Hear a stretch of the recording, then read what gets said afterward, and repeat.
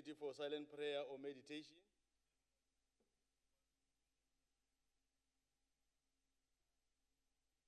Please be seated.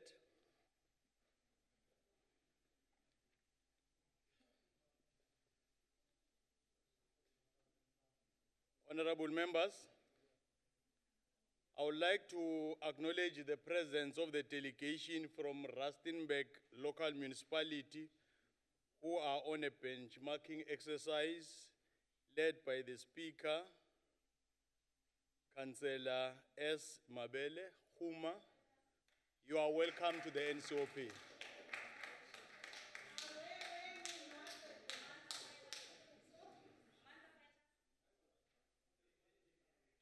Order members, does any member wish to give a notice of a motion? It's only one. Honorable Engelbrecht.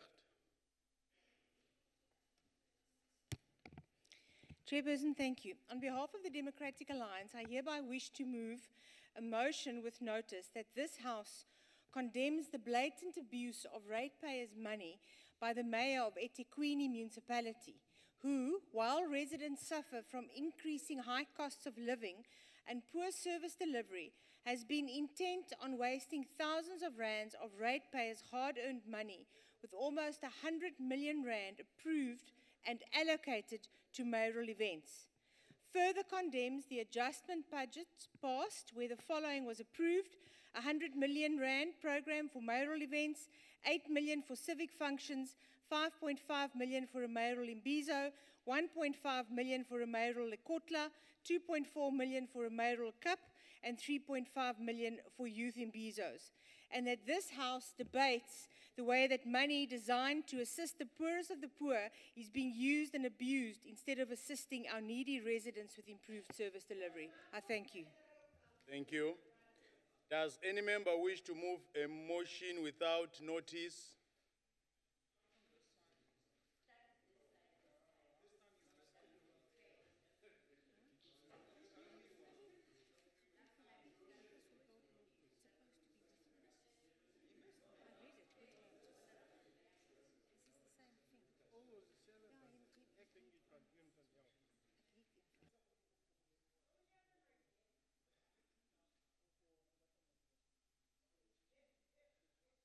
Honorable Mpambos Pugwana.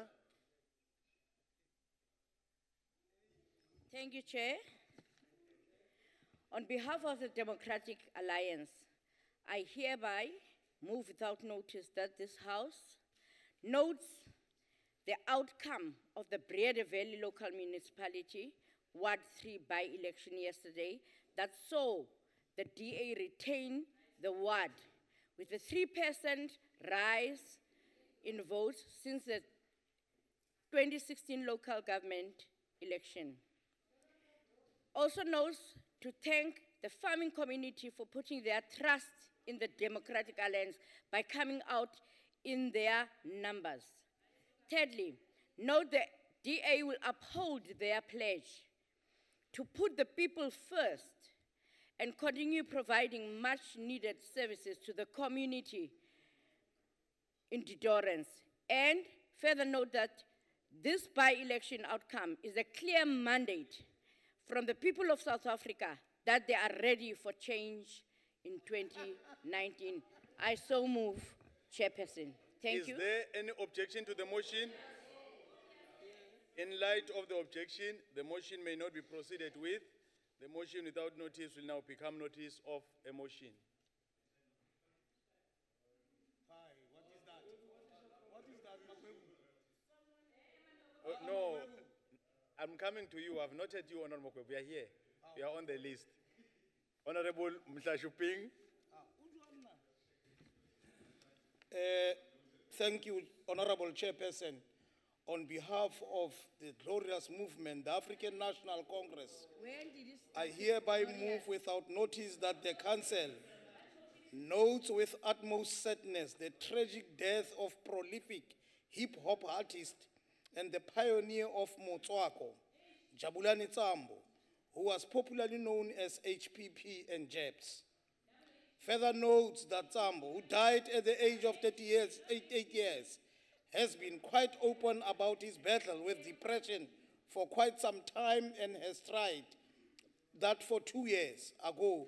He admitted to attempting suicide 3 times in 2015, and that he had visited an online suicide website in attempt to help him get information on how to end his life.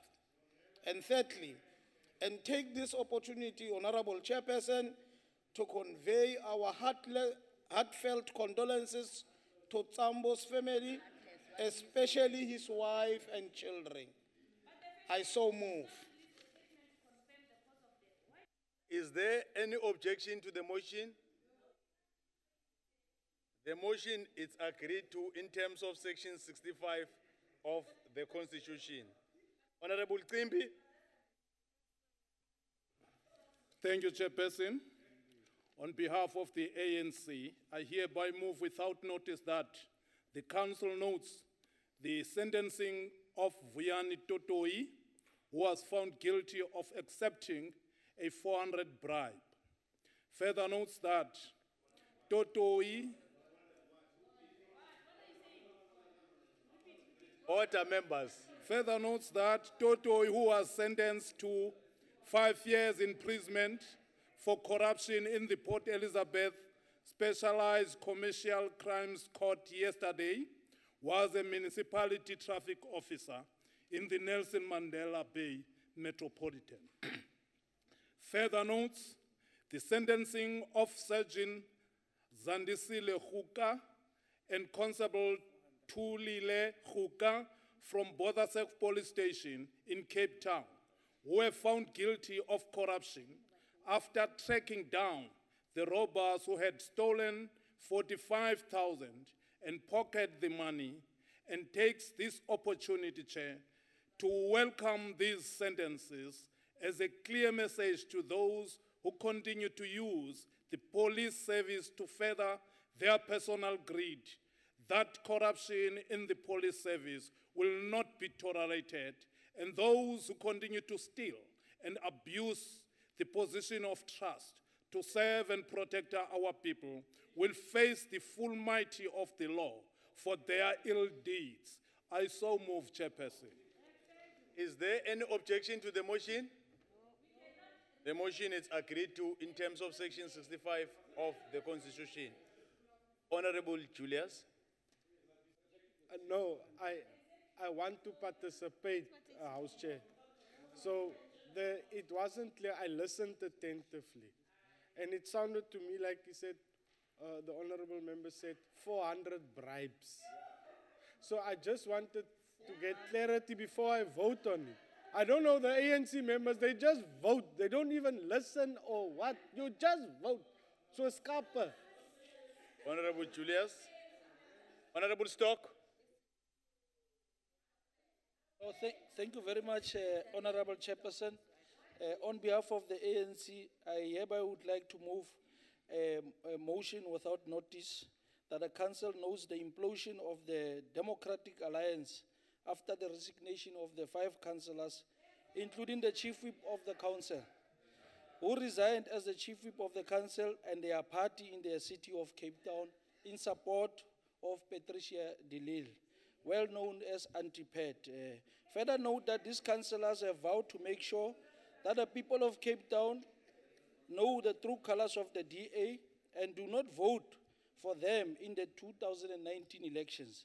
Also note that the DA Chief Whip said in his resignation, and I would like to quote him, "Many senior leaders in the DA are racist, and the same can be said for their party senior staff members."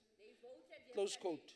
And therefore takes this opportunity to congratulate the DA councillors for their bravery and decisiveness in finally telling the truth and distancing themselves from the party of the white privilege, and encourage the people of Cape Town to join the African National Congress, the glorious movement, the parliament of the people, and ensure that this great people's movement takes over the government of the Western Cape. I so move. Is there any objection to... And anti-TB drugs. Further notes that the caution prize is awarded annually to individuals and organizations that have made a significant contribution to combating TB, and therefore congratulates and thank our Minister for lifting the South African flag high in winning this prestigious prize. I so move. Is there any objection to the motion? In light of the objection, the motion may not be proceeded with. The motion without notice will now become notice of a motion. Honorable Mthethwa.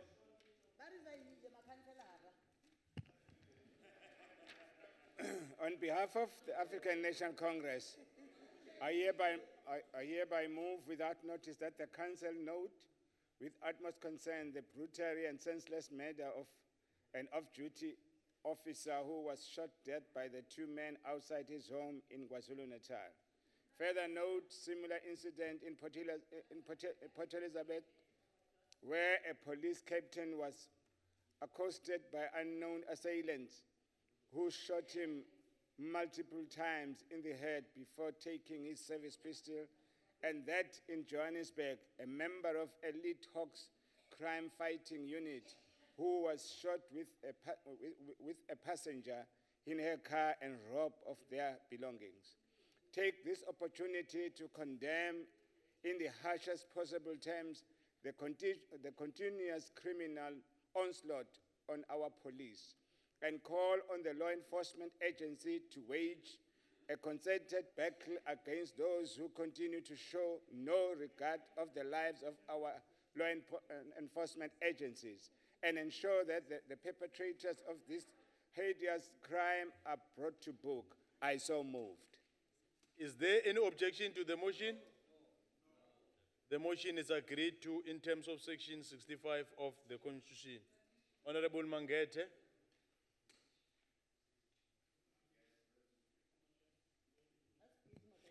Thank you, Chairperson. On behalf of the African National Congress, I hereby move without notice that one, Council notes with profound concern and disdain that ISIS activities are proving to be prevalent in our country. And Council further notes that Verulam Family Court in Durban, eThekwini, has heard about an apparent Islamic State-inspired group of people that have been reading magazines, instructing them to carry out attacks in various areas in eThekwini. And Council further notes that the search and seizure operations of SAPS in Durban found copies of ISIS magazine, Rumaya, where a directive is given to carry out financial jihad by targeting the enemies of wealth through extortion, theft, and fraud, among others. Council further acknowledges that the reports of ISIS activities in our country are intended to undermine our national efforts to work tirelessly to ensure that our people are safe. And finally, Council calls on intelligence and law enforcement agencies to institute stronger and decisive measures to put an end to terrorist activities. I so move. Is there any objection to the motion? The motion is agreed to in terms of Section 65 of the Constitution. Honorable Mlambo. Thank you, Chair. I hereby move without notice on behalf of the African National Congress that the Council knows that former Apartheid Security Branch clerk Jean Rodriguez, who was charged with the premeditated murder of the anti-apartheid freedom fighter Ahmed Timol, will finally stand trial in January 2019, decades after Timol's brutal death. Further notes that Jean Rodriguez had filed papers to apply for a permanent stay of prosecution on the basis of his age, and further takes this opportunity to welcome the stand ruling made by Judge Monana that Rodriguez must face the full might of the law and stand trial for the senseless, brutal, and heartless murder of Ahmed Timol, who was a member of both the South African Communist Party and Umkhonto weSizwe, and the first political detainee to die at the hands of security police at the notorious John Foster Police Station. I so move. Is there any objection to the motion? The motion is agreed to in terms of section 65 of the Constitution. Honorable Mutara? Okay. Honorable Makwebu? On behalf of the Democratic Alliance, I hereby move without notice that this House notes that there is a... Is there any objection to the motion? The motion is agreed to in terms of section 65 of the Constitution. Honorable Mikalakis? Honorable Mikalakis? Thank you. Angeke sikuqede phela. Let's allow Honorable Mikalakis. Thank you, House Chairperson. On behalf of the Democratic Alliance, I hereby wish to move without notice that Council notes the decision by the Free State Legislature that Mr. Ace Magashule, Mamiki Kabate, and Mosebenzi Zwane do not have to appear before a joint committee of inquiry on the looting of millions of rands from the provincial treasury in the Estina Vrede Dairy project. Further notes that this decision has effectively prevented members, you would do well to listen, Honourable Member. Further notes that this decision has effectively prevented members of the legislature from fulfilling their core mandate of holding the provincial executive to account. These members at the beginning of their term took an oath to uphold and defend the Constitution. Further reminds the members of the legislature that President Ramaphosa has promised to deal decisively with state capture. However, the legislature's recent decision is in direct contrast with this commitment, and it's a clear indication where the balance of power lies within the ANC. This is not serving South Africa. And finally, that this council, loyal to our own oath of office, encourages the legislature to reconsider its decision in the interest of justice, the Constitution, and the country by aligning it to the commitment made by President Ramaphosa. I so move. Is there any objection to the motion? In light of the objection, the motion may not be proceeded with. The motion without notice will now become notice of a motion. Honorable Shabango.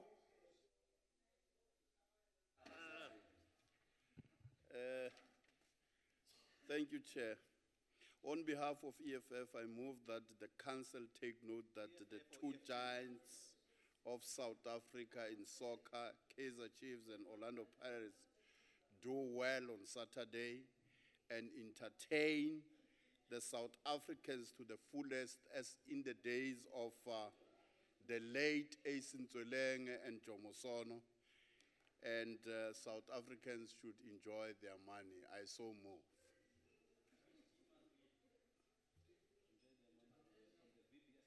Is there any objection to the motion?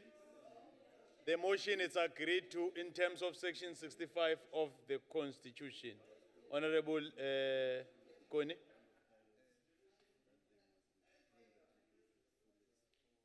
Thank you very much, Chairperson. I rise on behalf of the economic freedom fighters that the House note the appalling working conditions of Bidvest workers at OR Tambo International Airport.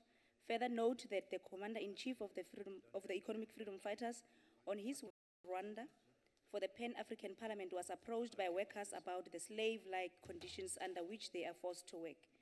Acknowledge that they are abused by management and do not receive medical aid. Further acknowledge that some of them are paid 3,500 while others who have worked there for more than 20 years only earn 7,000 rands. While the very chefs asked to prepare the food are not even allowed to taste the food or even drink water. Note that their working area is covered in cameras with the workers being treated like prisoners, and when they sustain injuries, they are only given 20 rands. Bidvest is exploiting our people and treating them as slaves in the same way they were during apartheid. We therefore request that the Department of Labor institute an investigation into Bidvest exploitative labor practices and act accordingly. I so move. Is there any objection to the motion? In light of the objection, the motion may not be proceeded with. The motion without notice will now become notice of a motion. Honorable members, we now come to the motion on the order paper as printed in the name of Chief Whip. Chief Whip.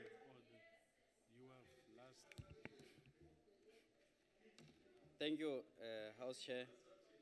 I move that in terms of Rule 21, subsection 2, and in the interest of enhancing public participation. Honorable members, Honorable Wana. Conduct. Okay. Thanks, Chair. I move that in terms of Rule 21, subsection 2, and in the interest of enhancing public participation, conducting oversight. It's off. Continue. All of you have got order papers, honorable members. Honorable, And all of you Honorable should be Chief Whip, eligible Honorable to Chief Whip, read. you can't be, Honorable Chief Whip, you can't be talking to members.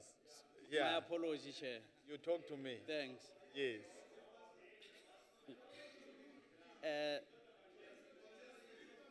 Thank you, Chair. Thank you. Thank you. I just to conclude that the council knows that the estimate. Fine. The mic is fine. I support. Thank you. Free State, Thanks, Honorable Chairperson, for state support. Gauteng, Gauteng supports. KwaZulu Natal, KwaZulu-Natal iyayisakela baba. Limpopo, Limpopo re a dumela. Mpumalanga,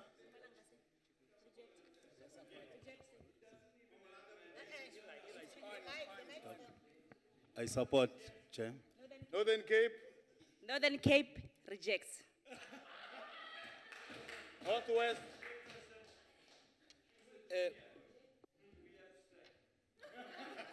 Bokoni Bophirima ya dumalana.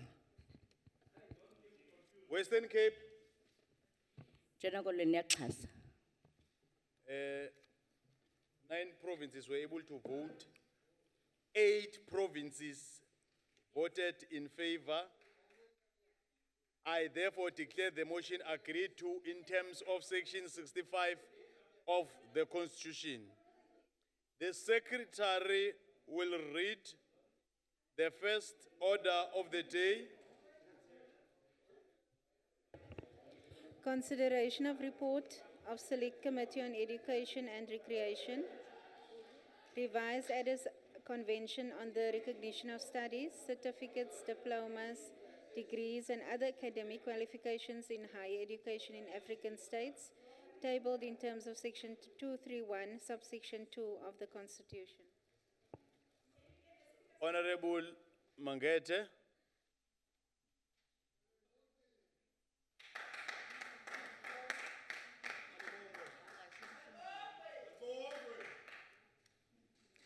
Thank you, Chairperson.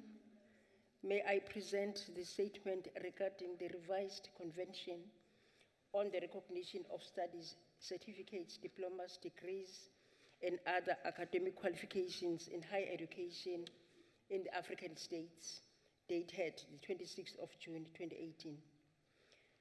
The convention had been conceived in Addis Ababa in December 2014 as a replacement for the Arusha Convention of 1981. However, South Africa had not been a signatory to the Arusha Convention. The purpose of the revised Addis Convention is for the recognition of studies in higher education in the African states. The revised Addis Convention provides the general guidelines for the implementation and recognition of studies, certificates, diplomas, degrees, and other academic qualifications in higher education in the African states.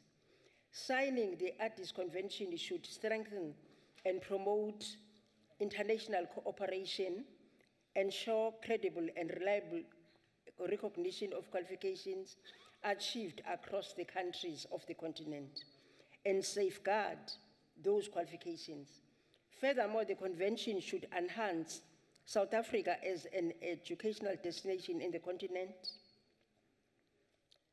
The Addis Convention was therefore presented by the Minister to Cabinet on the 29th March 2017.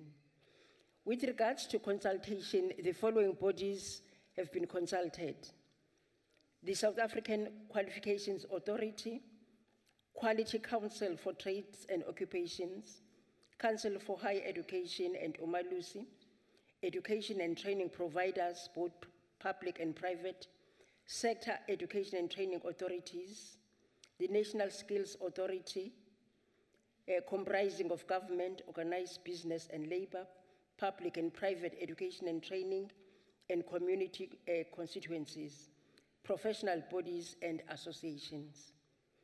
The following departments were involved: Department of Basic Education by way of consultation, Department of International Relations and Cooperative Governance, Department of Home Affairs, and the Department of Justice, and also the Office of the Chief State Law Advisor.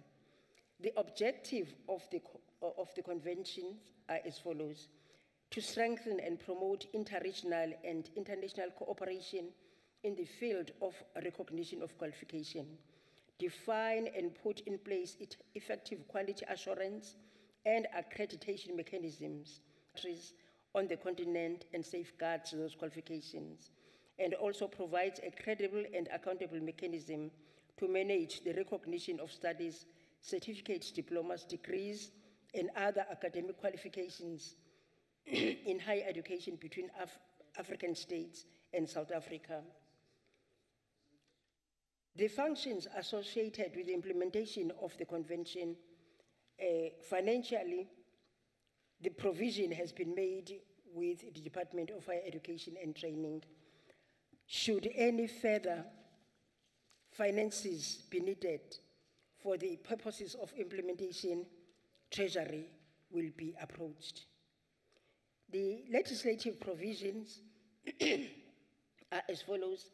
The Artists' Convention has no self-executing provision, and therefore it was tabled to Parliament for ratification in terms of Section 231, bracket 4 of the Constitution to be enacted into law.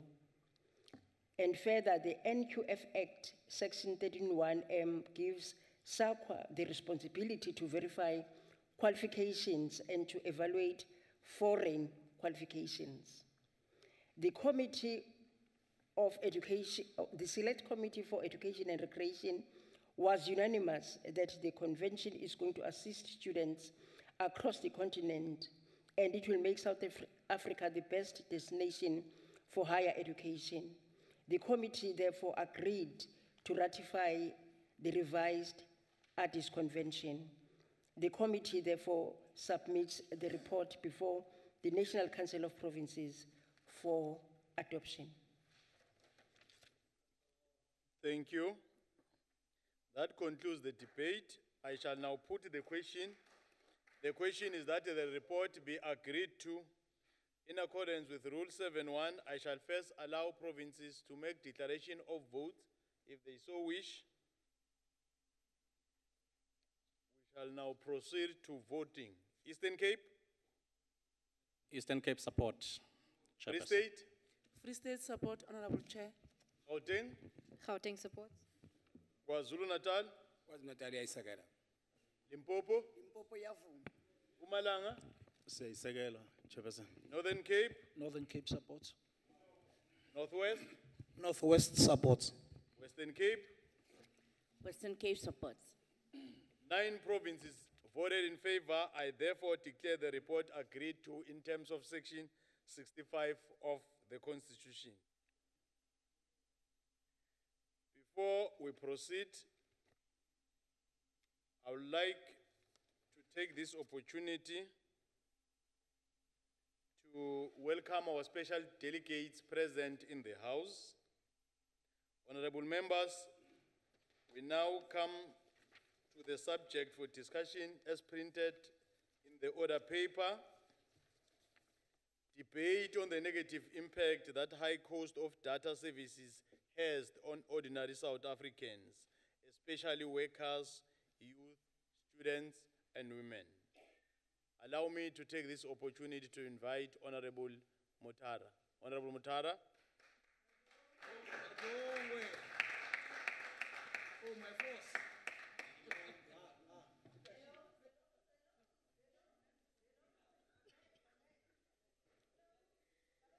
House Chairperson, Deputy Speaker, Honorable Koboshiani, Honorable Special Delegates,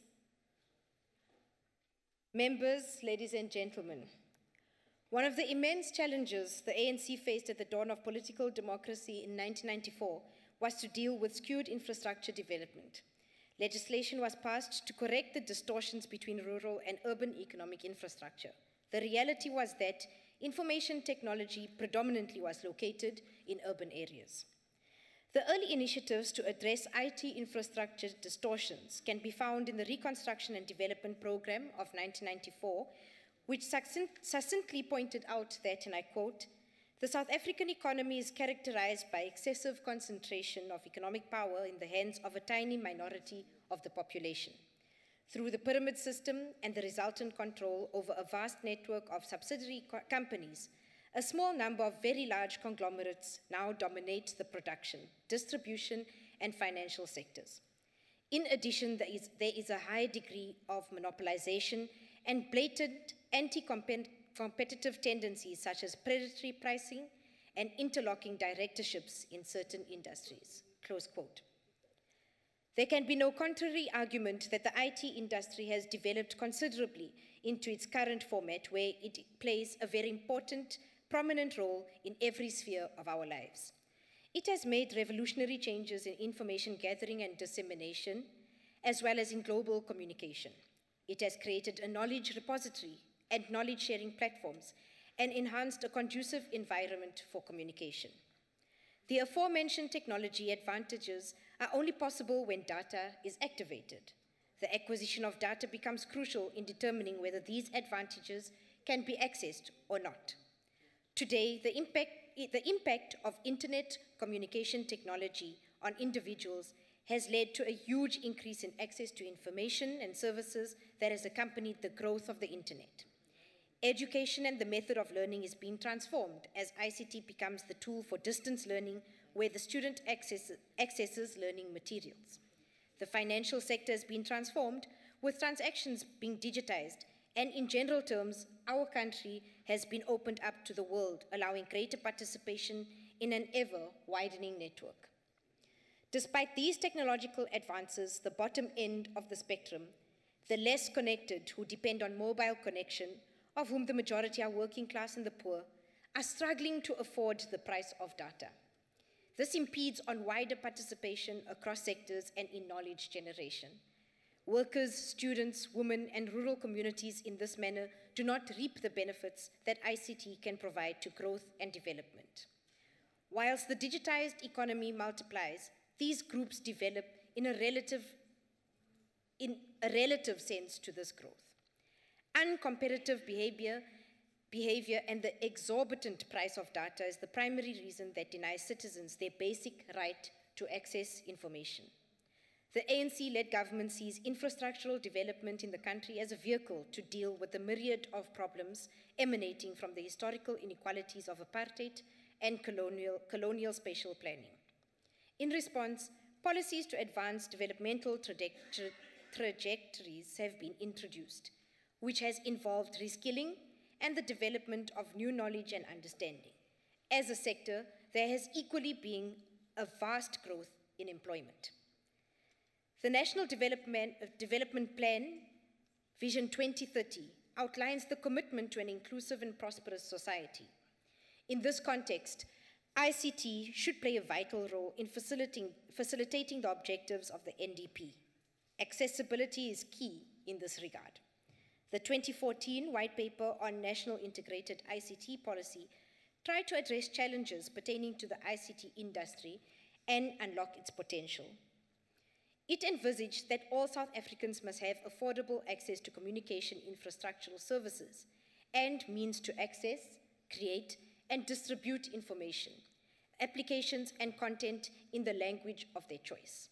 The White Paper's objectives are rooted in the following. 1, that services, devices, infrastructure, and content must be accessible to all sectors of the population, including persons with disabilities, so that all can equally enjoy and benefit from communication services. 2, that all South Africans must benefit from the ability of the ICT sector to facilitate social development and improve the quality of life for individuals and communities.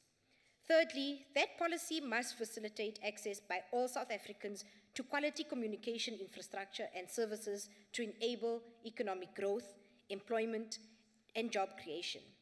Fourth, that policy must promote and stimulate domestic and foreign investment in ICT infrastructure, manufacturing, services, content, research and development, and that lastly, end users, from the most disadvantaged individual to the largest corporate, must be at the center of ICT sector-related policies with effective protection and empowerment of end users. In its submission as the Communications Forum to the recently concluded public hearings of the Competition Commission in data costs, the forum alluded that it believes that the high cost of data is staggering economic development and the international investors when looking at a country to invest in. Look at the cost of data as a factor in determining any investment decision. The forum is not alone in this observation. The ANC January 2018 NEC Lekgotla observed that reducing the cost of data would be a catalyst for economic growth, unlocking economic opportunities that would lead to job creation. The high price of data is hampering economic growth and much needed job opportunities in South Africa. For the service providers, their view is that government should create an enabling infrastructure environment and introduce wider spectrum, which would allow data costs to be lowered. ANC's 2017 54th National Conference resolved that the high level of concentration of ownership in many sectors of our economy is dysfunctional to growth, blocks the entry of Black South Africans in the economy, and disregards effective competition. It called for effective legislative measures for competition and penalties to enforce compliance. The high cost of many spectrum auctions or sales can increase the cost of operations for mobile network operators, and in some cases may prohibit the rollout of services, as operators prioritize areas where costs can be recovered quickly. In response, the ANC-led government has had to facilitate the envisaged universal coverage. The ANC-led government is committed to the release of spectrum and international mobile telecommunication services and accelerate the rollout of broadband networks in rural areas, in particular the wholesale wireless open access network earmarked in the policy which has recently been gazetted for public comment.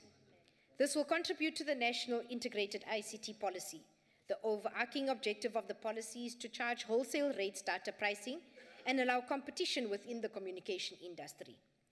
MOBI Executive Director Koketso Moeti, on the sidelines of the Competition Commission public hearings, succinctly puts it that low-income earners are the most hardest hit by data because they buy in small quantities as opposed to affluent families. The smaller quantities come with heavier charges.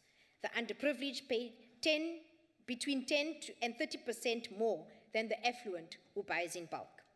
The high cost of communication in South Africa is directly linked to the inadequacy of policy and implementation by government, and the lack of regulation and competition in the telecommunications industry. Essentially, this is the primary concern for the ANC. The ANC views this as the digital divide in South Africa, where the poor and underprivileged are constantly hammered by exorbitant charges, whilst the affluent enjoy better conditions of services. This objective reality stands in contrast to the spirit of the Constitution when we speak of an equal opportunity for all.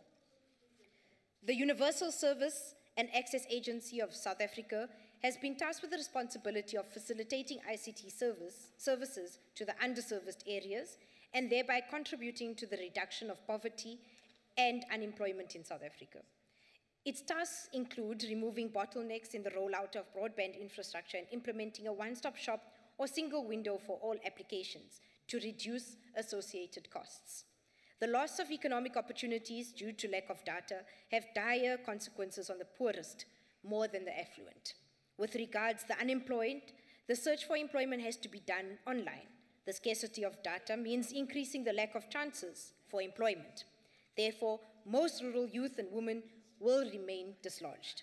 To illustrate the point, Goldstuck, a founder of Worldwide Works, reveals that around 29 million South Africans have smartphones. In other words, a quarter of smartphone users have a mechanism to access the internet, but cannot afford to do so. This highlights the real impact of the high cost of data. It's not merely about people competing for customers. This is not likely to change soon. Informed by this, government should intensify competition legislation to encourage more competitors to enter into the market and break the monopolies. One of the 5 pillars of the RDP was to build the economy infrastructure and introduce competition with industries. The communication industry has a significant and growing impact on the GDP and is a central part of South Africa's macroeconomic growth levers as it provides opportunity for the country to deal with current economic challenges. In creating an inclusive economy, the communication industry has to ensure that SMME opportunities are created in the whole ICT value chain and encourage Black industrialist participation so as to ensure local content of the industry. The reality is that there is low adherence and implementation to government policies on the inclusion of Black economic empowerment in the sector. The Department of Small Business Development has witnessed high business mortality rates, especially in the communication industry due to unaffordability of internet to service their businesses. This hampers the potential for economic stimulation, job creation, and the Vision 2030, which calls for small businesses to create 90% of the envisaged 11 million jobs. Major technological developments are apparent. The telecommunications have invested considerably in infrastructure in comparison to other African countries. There are major improvements in recent past years in downloading and searching. Connection speed has been increased tremendously. To take advantage of the 4th industrial revolution, ICT must play a critical role.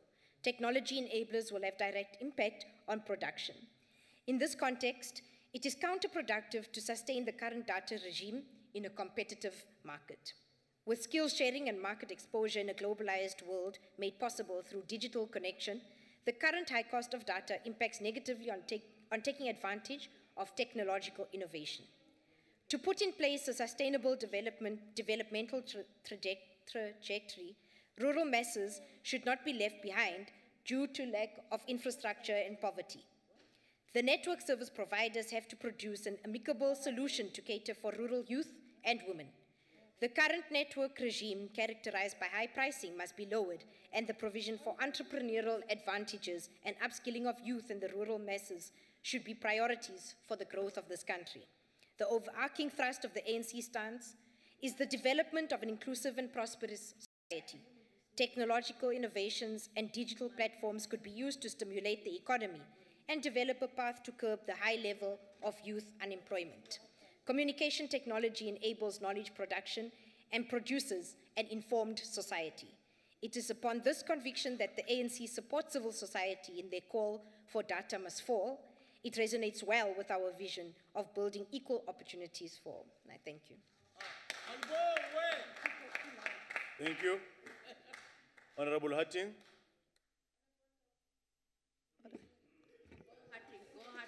Sorry. Honorable Mokwele. On a point of privilege, Chair. Okay. Yeah, no, we are in the presence of the leadership of our region in the Northwest, No, the Honorable region Mokwele. of Honorable Mokwele. Bujanala. We have our regional secretary, Honorable Mokwele. Fighter Fred Mokwele. Sitswane, Honorable Mokwele. with fighters Khomoto and Joyce. All of them are the regional leadership of the region where I come from. I would like the House just to applaud for them. They are the incoming leadership. Thank Take your you. seat. Honorable Mokwele, we have acknowledged the leadership of the Rustenburg local municipality. Can you continue, Honorable Hatting? Honorable Julius. Sorry, Honorable Hatting, but let it be noted, they are nothing to us. Yes. Yes.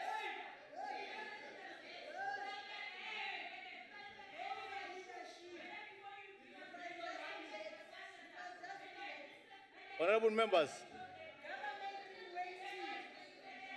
Honorable members. Honorable Chabango, take your seat. Honorable Chabango, take your seat. Order, members.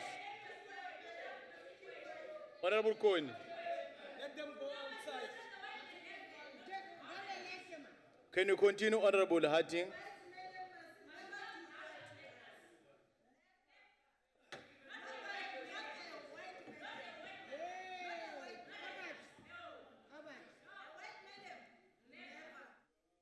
order members. Honorable.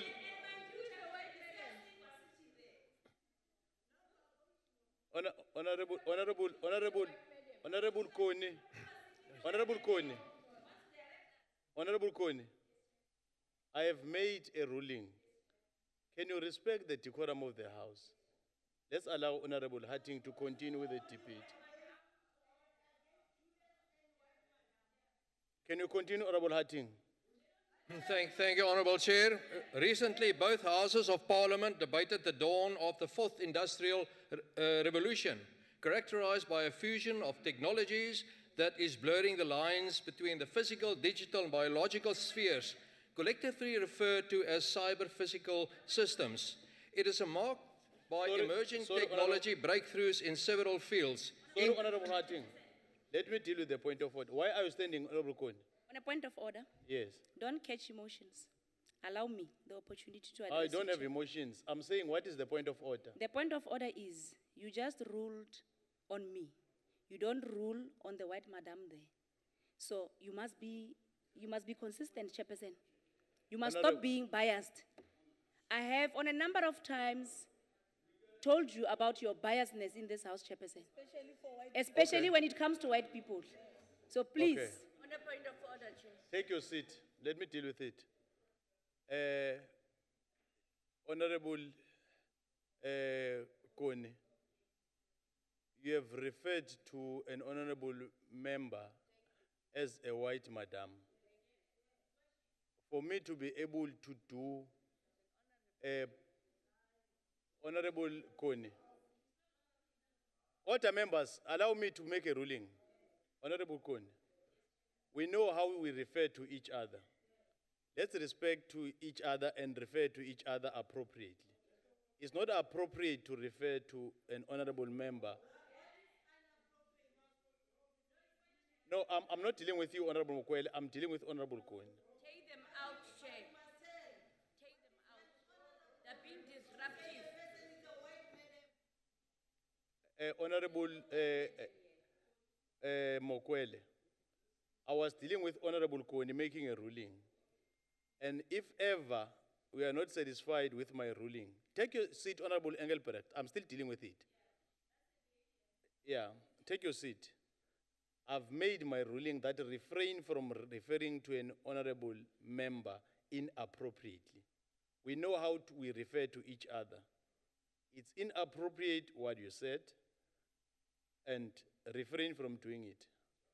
Never compromise the decorum of the House.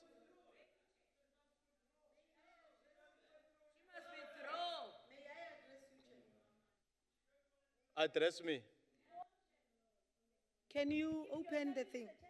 May I address you, Chair, on a ruling that you have just made? For me, if we have to go to the Oxford Dictionary and check what is the meaning of madam, and also check what is the meaning of white in terms of race. I've got a problem with it. There's a way of dealing with it. Can you continue, Honorable Hatting? Thank you, Honourable Chair. May I request that the time be reset again because of the interference of these people?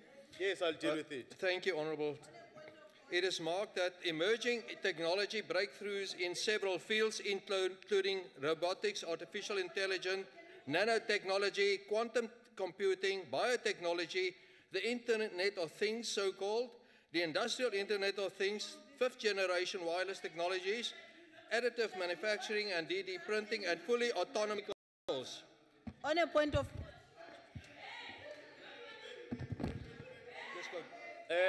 All this demand internet access and reliable connectivity. And in a South African context, Honorable Hatting, can you take your seat? Let me deal with it. Honorable Mokwele, can you leave the House? No, Honorable Mokwele, can you leave the House?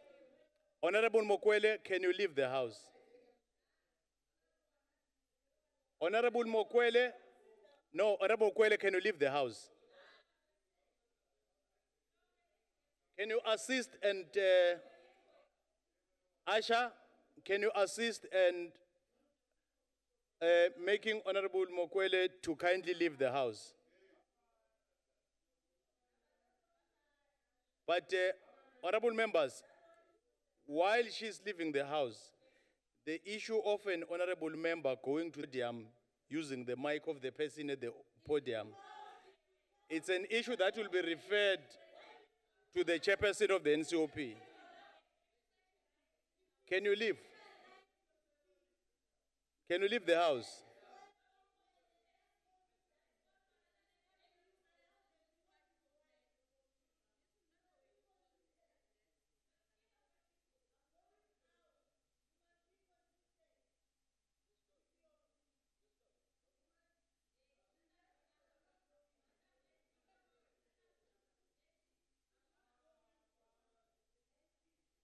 Can you be assisted to have Honorable Mokwele getting out of the house?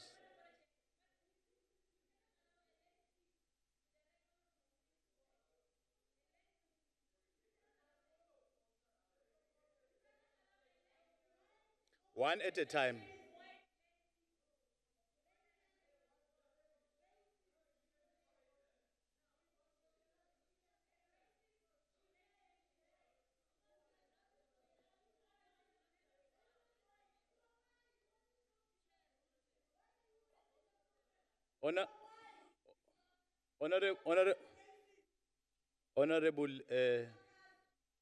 Honorable Koni, I kindly request that you leave the house.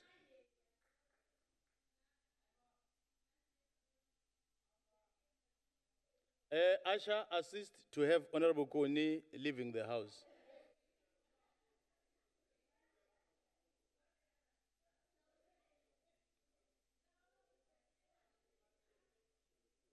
Can you get the people that will assist her to?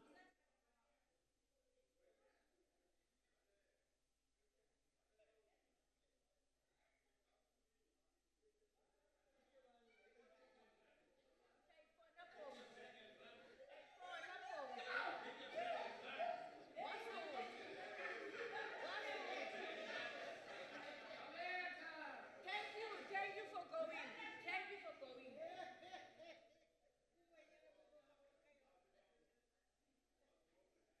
Honorable members. Honorable members. Honorable members. I don't need any assistance. I don't need any assistance. But the issue of the conduct of the honorable members will be attended to accordingly. Let's allow Honorable Hatting to continue with the debate. Honorable Faber, sorry, Honorable Hatting, let me deal with Honorable Faber.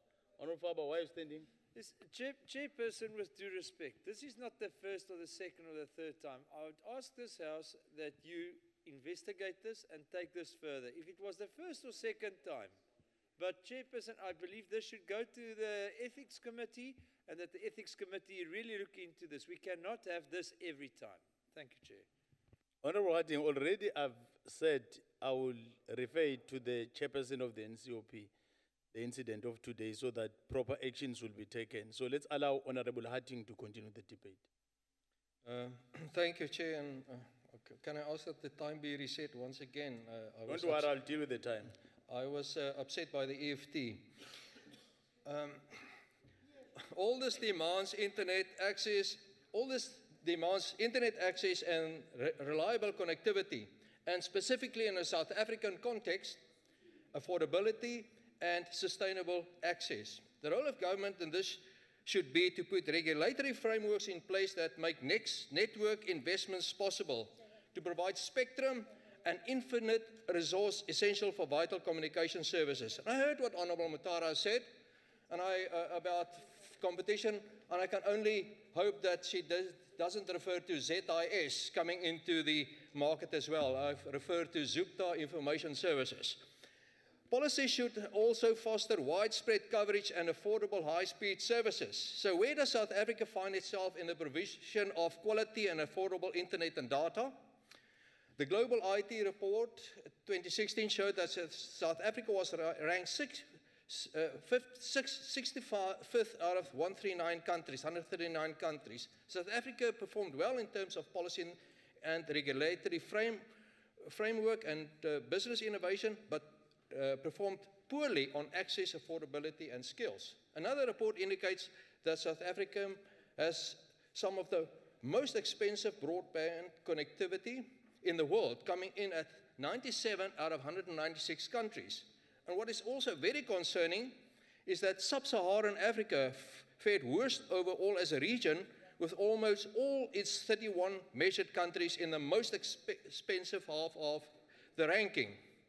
The Data Must Fall campaign, which followed a very destructive and expensive Fees Must Fall campaign, appears to have gone almost unnoticed by government. Apart from some lip service, for instance, Jacob Zuma stated in his 2017 SONA address, "We assure the youth that lowering the cost of data is uppermost in our policies and plans," which obviously is doubtful as the state capture investigation unfolds, where we see that other things was uppermost, the Prasa train deal, nuclear deal, ministerial positions, etc. Minister Malusi Gigaba, one of the 3 ministers of finance in 2018, which we had in this year, stated in his budget speech that the Competition Commission's market inquiry to investigate data prices will be completed by the end of 2 months ago. It's not there. And then only yesterday, our 6th finance minister since 2014 had exactly 38 words to say on this very crucial issue.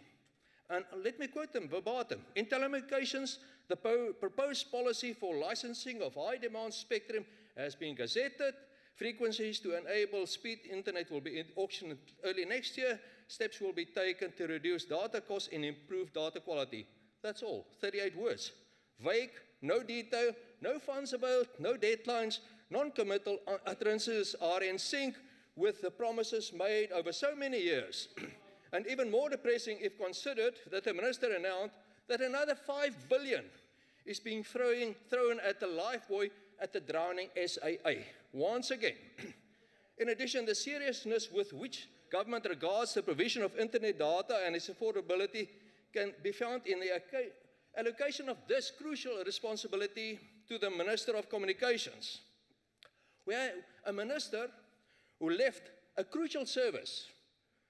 Water and Sanitation Department trusted her to provide water to the poorest of the poor, inter alia, in tatters, bankrupt, and to court her colleague, with small and Yana skeletons continuing to tumble out of the closet. This legacy of this minister entrusted with data, Honorable Motlusepeng, includes the 3 billion Giyani and Andoni project fraud and corruption, 100 million for borehole scandal, the Saluto water provision crisis, and the personal interference in the Clan William Dam project at the cost of hundreds of millions of crucial money, and denying the poorest of the poor access to water. The question is, that needs to be answered, can we trust this minister with this very urgent responsibility to provide accessible and affordable internet? I agree. If we look at the following statements, she said recently the released report on the looting of almost 2 billion of municipalities and other depositors' money from VBS is not a priority for the ANC government. And yes, she said the ANC will pick up the rand if it falls, and it fell yesterday again after the speech in the House. When is the ANC going to pick up the rand?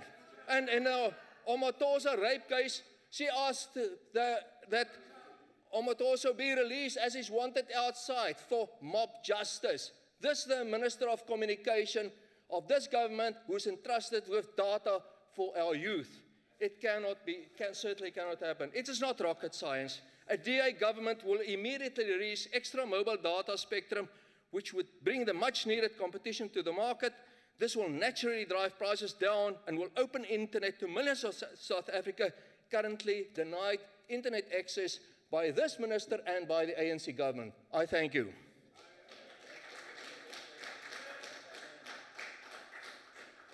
Lisekela lasomlomo weliphondo lasempuma koloni umhlonishwa Qoboshiane.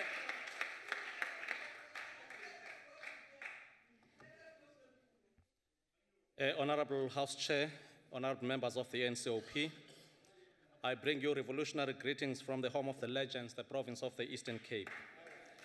I wish to take this opportunity to appreciate the opportunity we have been given to be party to this important debate which affects all South Africans. The Honorable House Chair, it is no doubt that the high data costs have a negative impact on the economic growth, especially affecting severely ordinary citizens, workers, youth, and students, and women in particular. South Africa is reported to have the highest data cost in the continent's 39 biggest economies. The cost of data is one of the factors that investors are looking at when making investment decisions. And I wish to also make this point. 5 main companies dominate South Africa's wireless broadband market, including MTN, Vodacom, Cell C, Telkom, and others, which control about 70% of the market and is a source of the challenge, monopoly, and competitive nature of our own ICT industry. Honorable Chairperson, this is the last remnant of the worst form of exclusion, retrogressive, modern information slavery, exploitative, and the defining character of the capitalist exploitative model. This is a global smart way of dividing the society between rich and poor. 1 gigabyte costing 150 in South Africa compared to 11 rand in India, 22 in Nigeria, and 35 rand in Namibia. South Africa is becoming a guinea pig of testing post-modernization life of expensive ways of living, high cost of everything, whether you refer to bread, data, education, medical aids, petrol, and so on. Honorable Chairperson, the virtues of radical free market economies has put financial capital into the driving seat. This is a stubborn reality of market fundamentalism. We need a capable state as defined in the Freedom Charter to regulate this counter-progressive tendency. In the world that is increasingly becoming paperless, and indeed in the context of a rising fourth industrial revolution, undoubtedly, high data costs contribute to a wide-widening gap between the rich and the poor. In today's world, information is shared through social media and communication applications such as WhatsApp, which means that the high data costs result in reduced access to information and low-income household, unemployment persons, and people living in remote areas. Eastern Cape is a large rural province with a significant population living in remote rural areas. Unemployment in our province is the highest in the country, which is one of the reasons for high rates of out-migration to other provinces and an over-concentration of population in urban areas.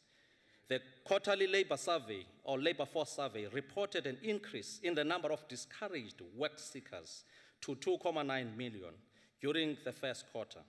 Of 20.2 million young people aged 15 to 34 years, 39.3% were not in the employment, an increase of 0.4 percentage point compared to the second quarter of 2017. One cannot rule out the possibility of high data costs being a major reason for the high number of discouraged work seekers, since it is just too expensive to look for work with no guarantee of success.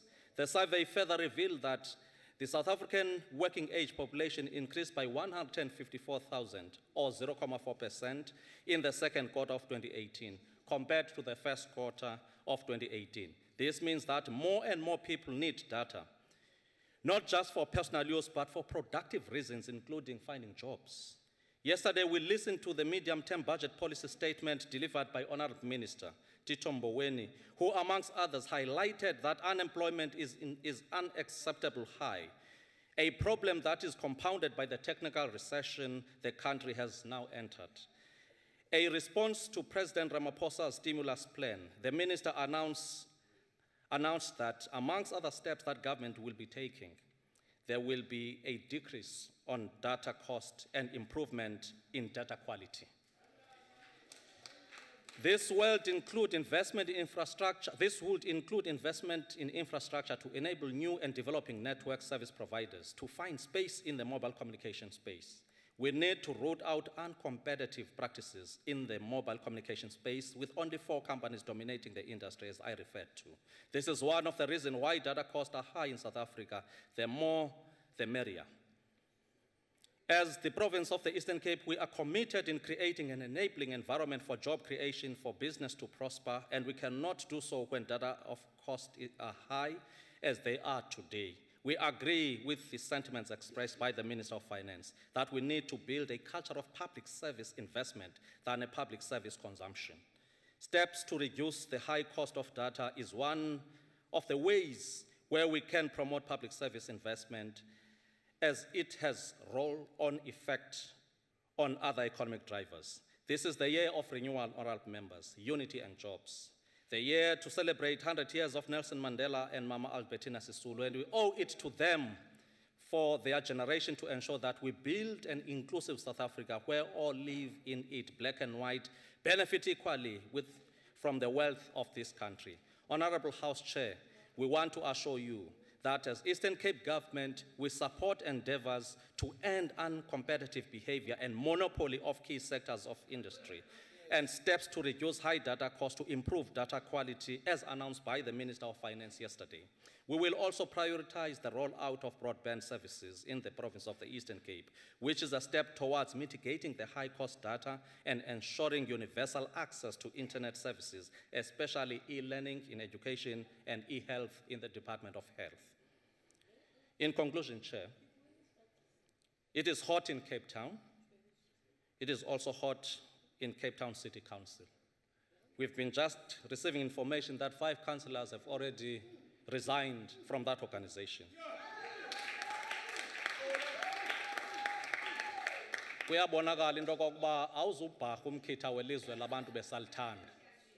Izinto ezingonobenani azinokwazi ukulidla ilifa esalishiyelwa ngoba omkhulu.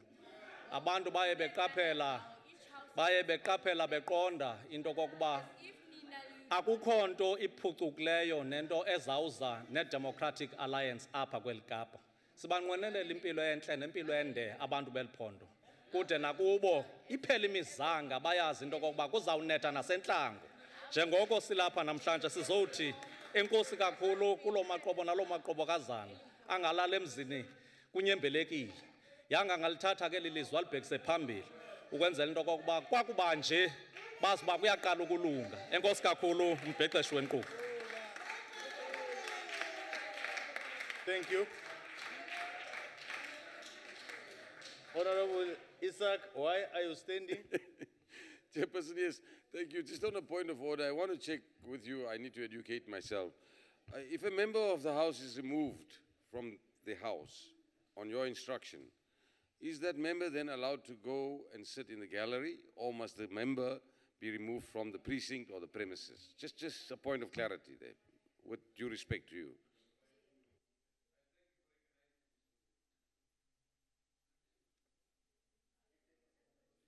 No, we are very correct. They were removed from their house. I never removed them in Parliament. So they are not part of the plenary. They are just in the gallery. They are not going to participate in plenary. Honorable Kaula. Honorable Kaula. They are participating in the House activity.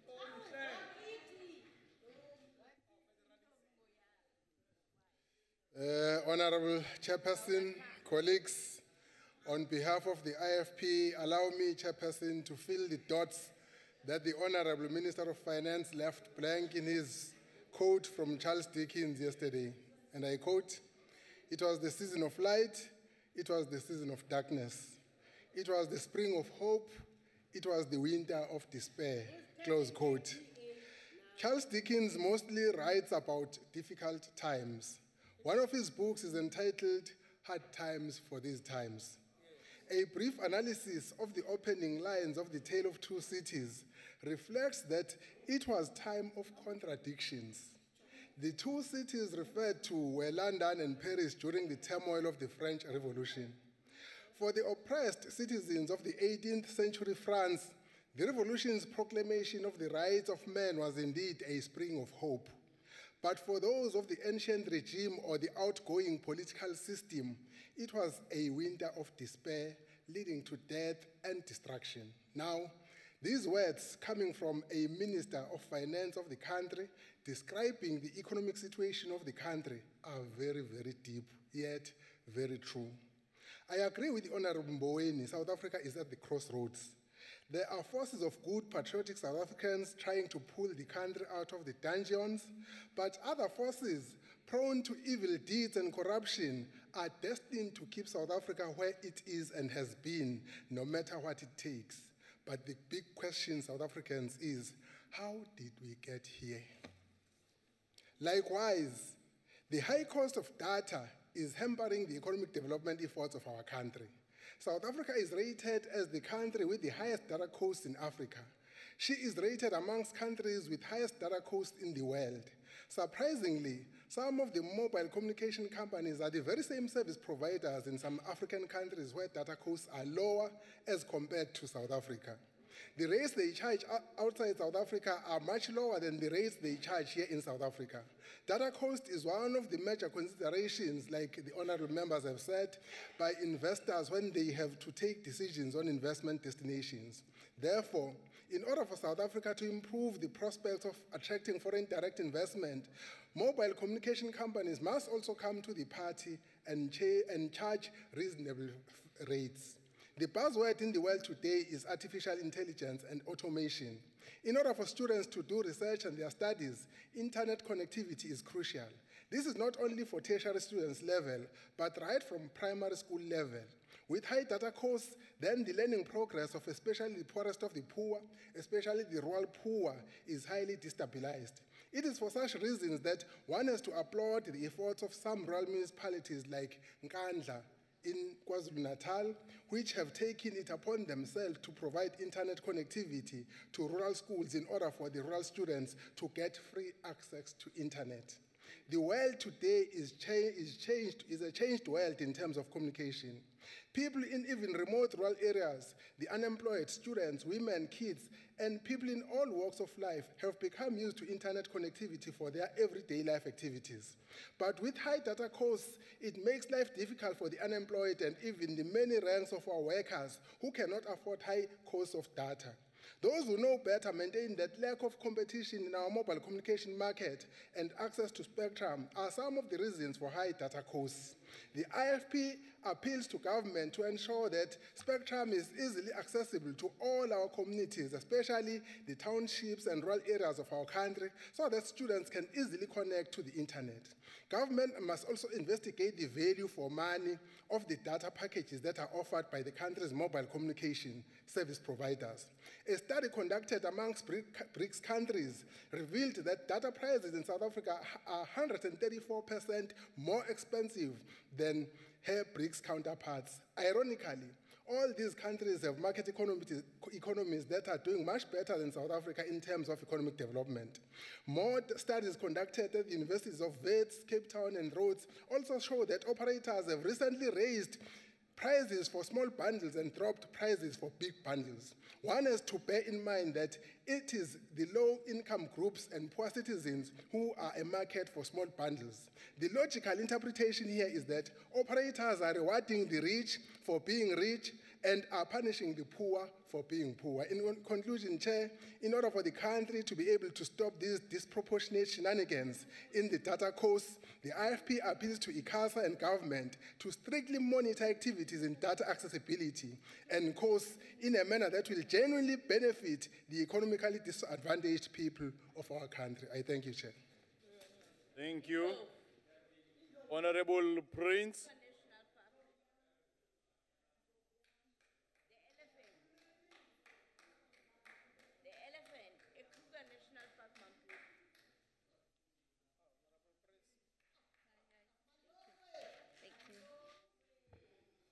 Honorable House Chair, honorable members, honorable special delegates, Chair, ladies and gentlemen, the Constitution of the Republic of South Africa provides in Chapter 2 of the Bill of Rights, freedom of expression, which includes freedom to receive or impart information or ideas. The Constitution further provides in the section on access to information that everyone has the right to access any information that is held by another person that is required for the exercise or protection of any rights. Access to the medium through which information can be accessed is therefore understood to be an enabler or an instrument through which rights enshrined in the Constitution are to be released. This means that the limitation that the high cost of data has on individuals directly or indirectly impacts on the realization of these rights.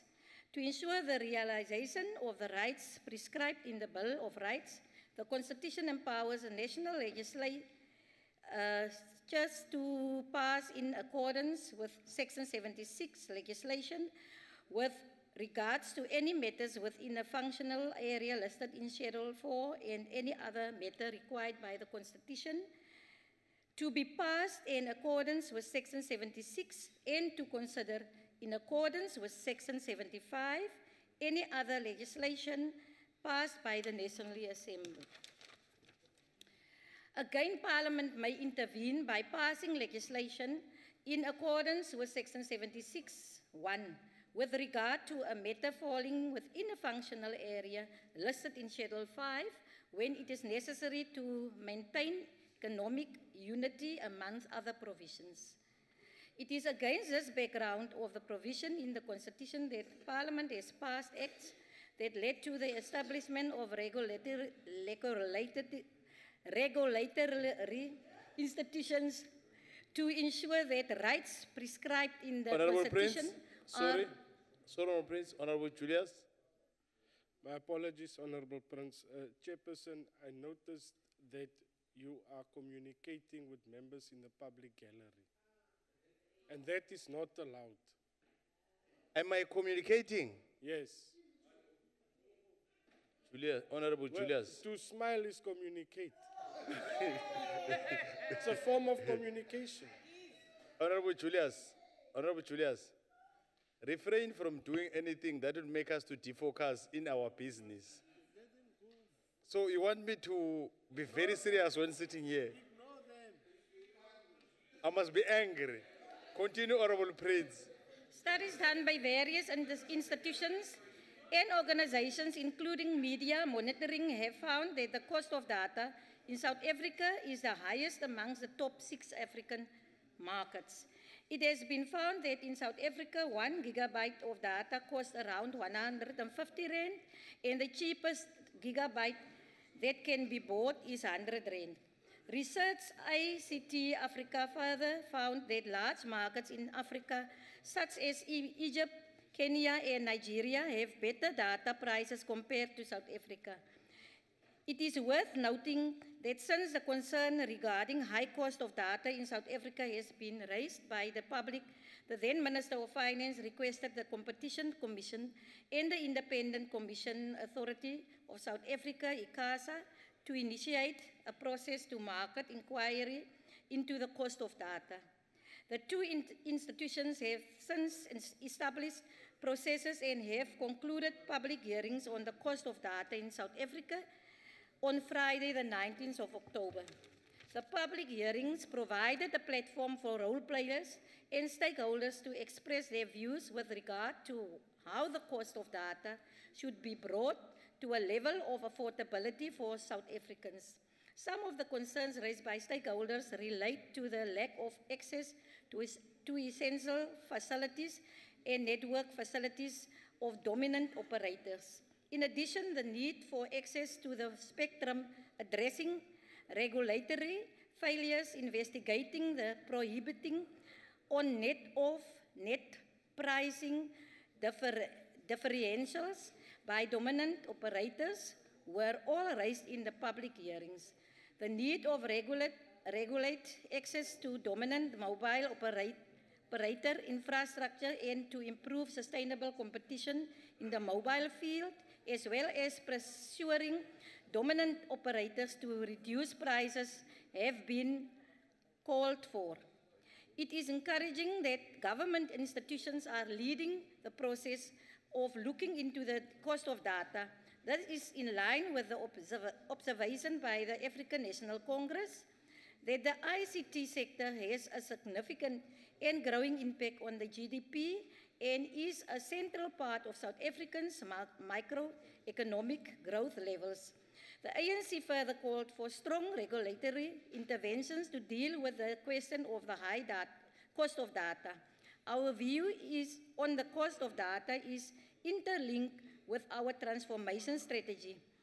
The regulatory institutions must ensure that the dominant players in the communication sector do not conduct themselves in competitive manner which may lead to monopolistic behavior in the ICT. Part of the problem will be solved by resolving the provision of spectrum, which will assist in the reduction of data costs. By allowing small and medium micro enterprises to participate in the ICT sector will further transform the sector and lead to the reduction of prices. The regulatory institutions should respond to the concerns raised over the alleged failures of the regulations. ICASA must enforce its legislative powers as regulations in situations where the licensees have contravened the provision of the Electronic Communication Act of 2005. The Act provides that the authority may direct the licensee by writing notice to cease or retain from engaging in acts that prevent or lessen competition. Some of the notable interventions by ICASA with regards of the cost of data in our country is provided in the end user and subscriber service charter amendment regulations. This includes the obligation for the licensee to send data usage depletion notification via SMS, push notification, or any other applicable means when usage reaches 50%, 80%, and 100% depletion of data bundles. In addition, ICASA interventions have provided for the option to buy additional data bundles via the unstructured supplementary service data platform or any other applicable means at any time. Further, a user will not be defaulted into out-of-bundle data charges upon depletion of data bundles. These interventions by ICASA are a step in the right direction to ensure protection of the consumers and provides the end user with options to buy data when depleted, as well as notifications of depletion of data so that additional costs are avoided. We are aware that these regulations are being challenged in court of law, and we are also aware that the challenges is not on the content of the regulations.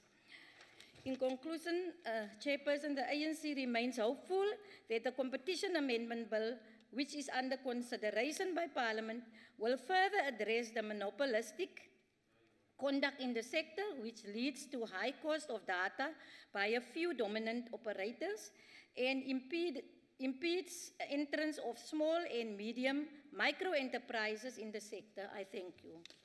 Thank you. Honorable Chabangu.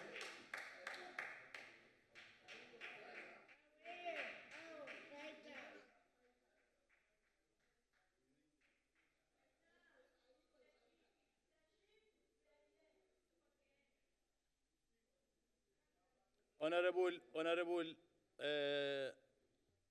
members, the people in the Kalahari, you are not allowed to participate. So if you are in the Kalahari, refrain from participation in the House. Honorable Chabangu.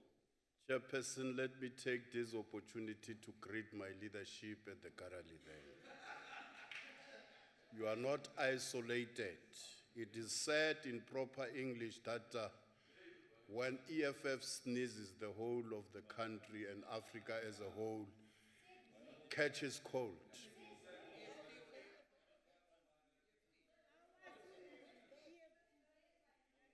Negative impact that the high cost of data service has on ordinary South African, especially workers, youth, students, and women. Every day you hear the ANC government and ministers in cabinet talking about the fourth industrial revolution. but I doubt that any of them truly know what does this means and what is required if we as a country and people are to be meaningful contributors to this industrial revolution. But in South Africa, access to data is limited to many because it's too expensive. This is because in this country, a handful of companies which are politically connected dominate the market and have used their monopoly to inflate data prices at the expenses of consumers and overall development of the country. These companies which operate throughout the continent where they change their customers much less, think the South African public are fools, but they made mistake of confusing South Africa can government with its people. And while the ANC and DA are willing to allow the data companies to buy them out and convince them to let them be, the South African public is clear in their demand that the data must fall. They do not simply say this nje or just, but because they realize the true potential cheaper data provides. If that data is cheaper, young people can find new ways to study and be limited by their geographic, local, or lack of access to physical study materials. If data is cheaper, the unemployed will not be forced to spend the little money they have on printing and traveling and can simply send application out in the hundreds of little costs. If data is cheaper, new jobs can be created from the innovation which comes with the fourth industrial revolution. If data is cheaper, the power of social media and online journalists can be maximized, taking away power from the likes of Naspers, who dominated the mainstream media, forcing our people to think in particular way. Only once data prices start to decrease will we start to see the true potential of our people in relation to fourth industrial revolution. How are we expecting young to learn coding, website design, and app construction while it can cost hundreds of rands to be on the internet for an hour? But cheap data will only be realized if government is willing to take the necessary steps and is not scared of the telecommunication monopoly. This will also require the state to develop its own capacity to facilitate the distribution of data, but more importantly require the state to be developmental in its outlook, realizing the need to develop the productive of the economy that it becomes developed. In addition, good governance is needed. You say you want to prepare us for the fourth industrial revolution and the information age, but we still have over 11,000 schools without computers in South Africa. Zimbabwe is way forward with computerized school compared to us. How are our people meant to learn skills such as coding when they do not even have basic like toilet, textbooks, electricity, let alone computers? There is still a lot that's still to be done if we want to realize the potential of fourth industrial revolution for our country and good starting point in the reduction of data prices. How can schools in South Africa have access to data while they're still attending under the trees? But if we do not at the same time tackle the monopoly that the telecommunication have over the market, a reduction in price will most likely be short-lived, and these companies will continue to collude amongst each other so that they can maintain their profit margins and the dominance over the market. Let them still keep on dreaming of the past, because it is said that history is the study of the past, to analyze the future, and to interpret the present. Thank you very much, Chairperson. Thank you.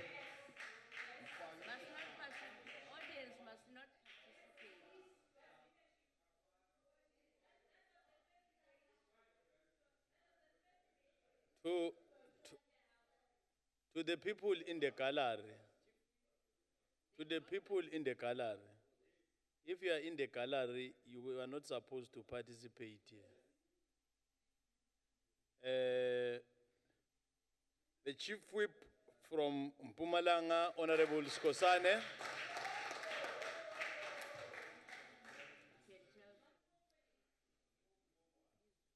Thank you very much, House Chairperson, honorable members, special delegates. I greet you in this afternoon in the name of African National Congress. Honorable House Chairperson, it is a privilege for me to come in this precinct of this National Council of Provinces for a critical debate, which is the preoccupation of our nation as we have entered what scholars have described as the fourth industrial revolution.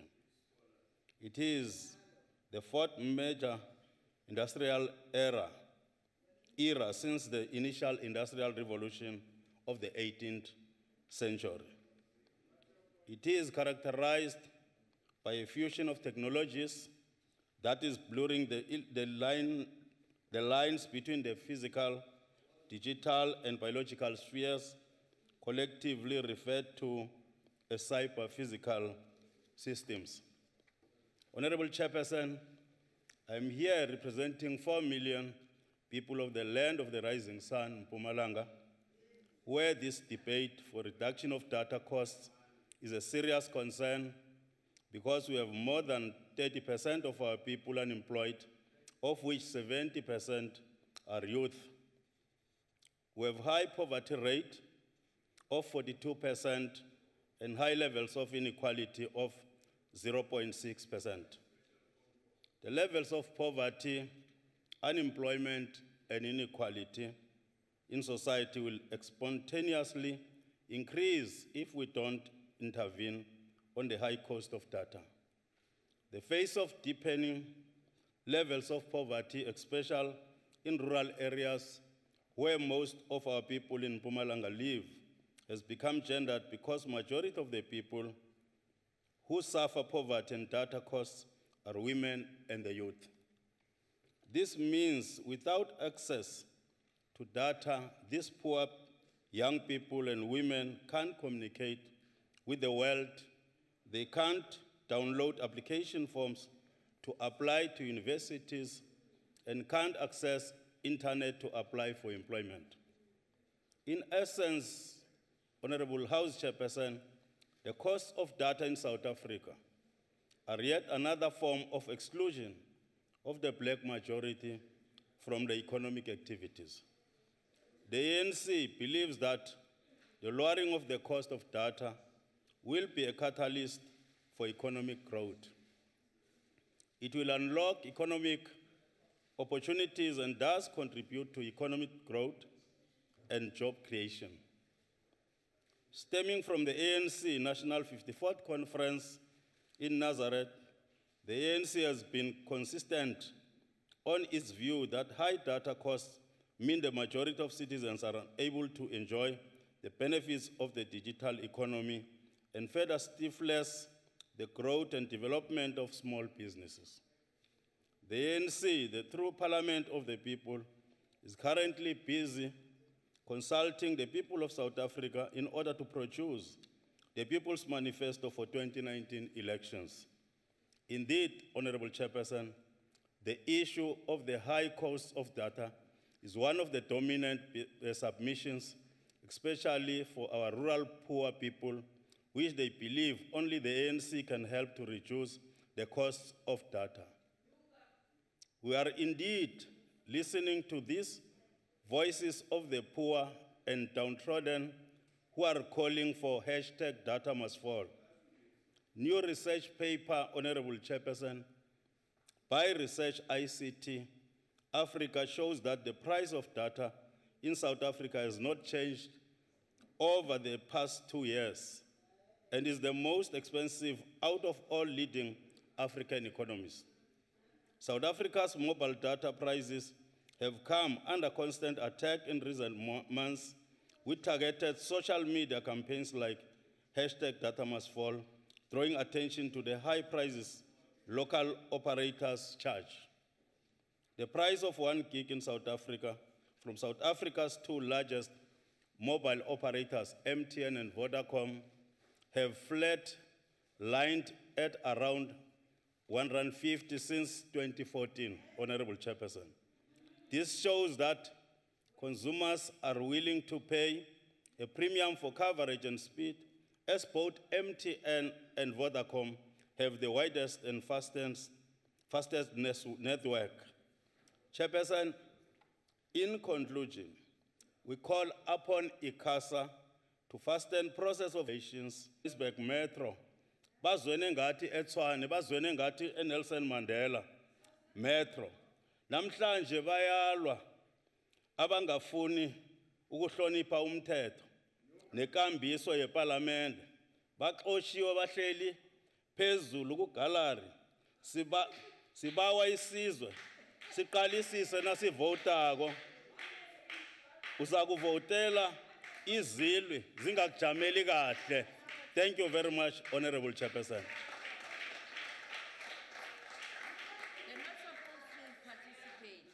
Honorable Julius.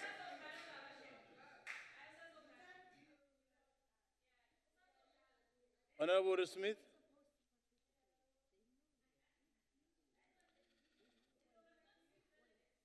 Honorable Smith.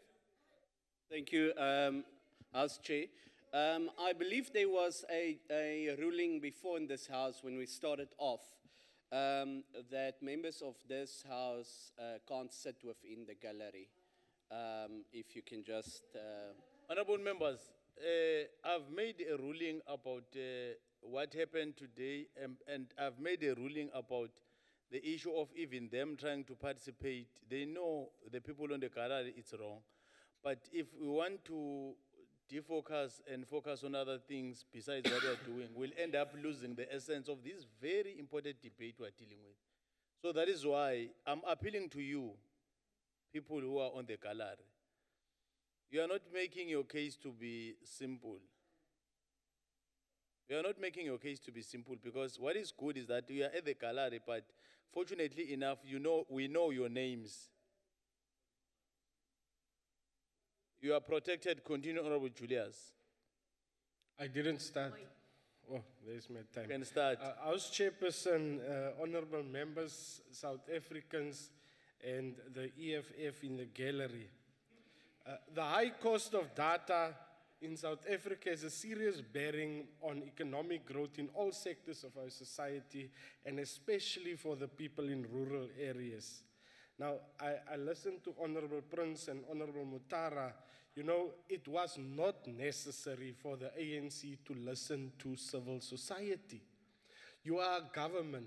Rather than being reactive, you should be proactive. It just shows that the ANC has no vision. And I will tell you how you failed people of South Africa. And I'm not surprised that the ANC even brought this motion, because now you want to jump on the bandwagon as if the ANC did this. But I'll show you now what you actually did to actually prolong the decrease of the cost of data in South Africa. Now, everyone can agree that the lower data prices will definitely create jobs that we so desperately need. It will reduce the high unemployment rate. It will help our people, especially the poor, to become more economically active and assist with the educational needs of our country. Now, the DA is thus of the opinion that the price of data must decrease, because the DA believes in creating jobs and securing reducing unemployment, advance education standards, and other opportunities to ultimately grow this economy. We cannot say the same about this incompetent government. Chairperson, I also note the ANC statement, and it was also mentioned by Honorable Mutara and Honorable Skosana, that the high cost of data excludes the majority of South Africans from enjoying the benefits of the digital economy. Now, the ANC excluded the majority, and I'll show you now. You know, service providers, if we take Cell C, MTN, Vodacom, and Honorable Prince can bear me out here, they told us even since last year or the year before that, listen, we need spectrum. We need spectrum. If you give us spectrum, we can make data cheaper and we can make data accessible even in rural areas faster than you can think. Sorry, Honorable Julius, let me take Honorable Mthetwa. Honorable Mthetwa, why are you standing? Thank you, Chair. May the honorable member take a question? Honorable Julius, are you ready to take a question? We'll stop the time. Yes. Yes, I'll take the question, Honorable. Ask your question. Thank you, honorable member. My question is, because the DA always govern in the way that is satisfactory, why in the street of the Western Cape, lots of people are sleeping on the street?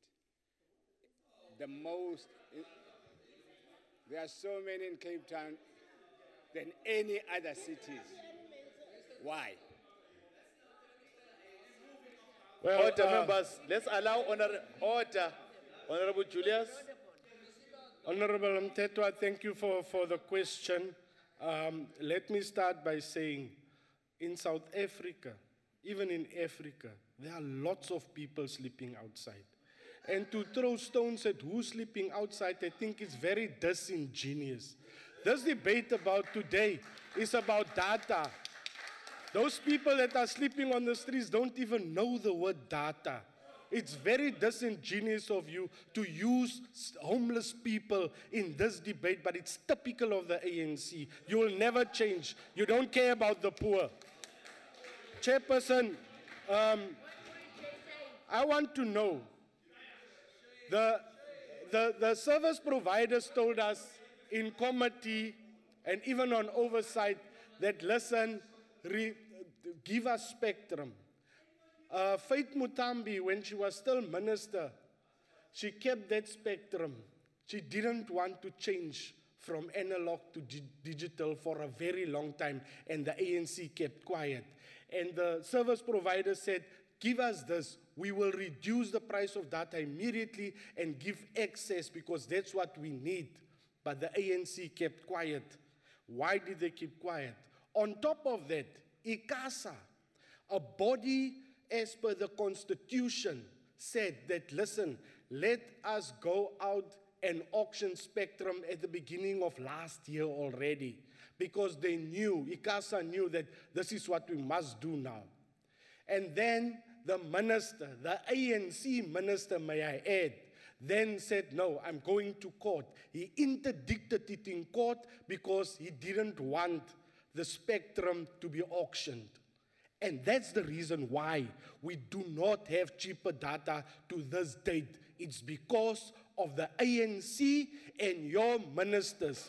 Why did they do that? On top of that, House Chairperson, on top of that, then the ANC came with this new proposal to create a wholesale open access network, the WOAN. And Honorable Mutara also mentioned it. Now, what is the WOAN? Let me educate you, Honorable Mutara. You're not in the committee. Let me educate you. I'm in that committee. The WOAN is a plan there from the ANC government, and South Africans must now listen carefully what the ANC is doing on the side.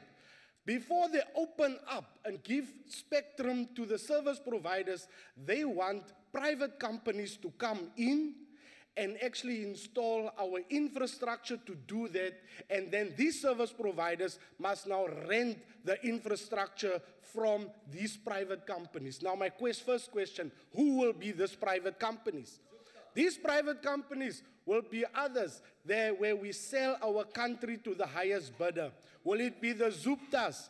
Will it be others? Maybe someone amongst you in the ANC benches here or in the other house. Who will benefit from this? This is typical ANC. Before you do any good to South Africa, you first ask yourself, what can I benefit from this? And this must stop.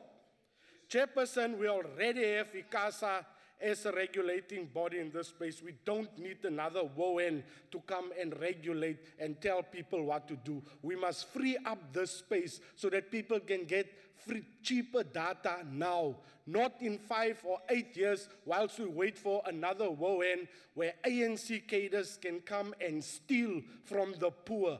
You all said, all the ANC speakers said that this is not making sense. People will benefit. Unemployment will be reduced if we have our data cheaper. But what are you doing on the side? You're hampering the service providers from getting producing cheaper data in our country. I'm asking the ANC, go for introspection, stop your corruption, and stop lying to people. The DA will make data cheaper by making the spectrum available and open up the market so that people can participate. Thank you. Thank you. Honorable Monakedi.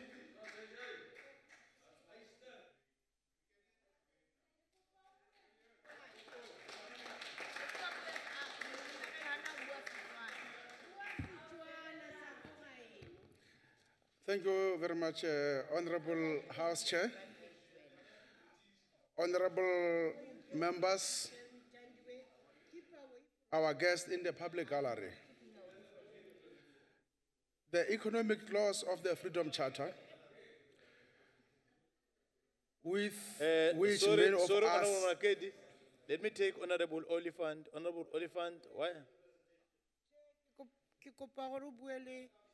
The Honorable Mbofan, one to answer.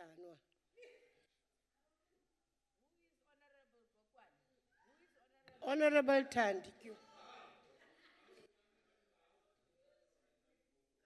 Honorable Oliphant, you refer to honorable members appropriately.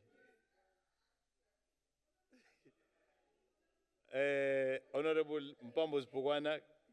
I was going to remind her to appropriately say my name. No, I've addressed that. I've addressed. And you've covered me, Yes. Chair. Thank you.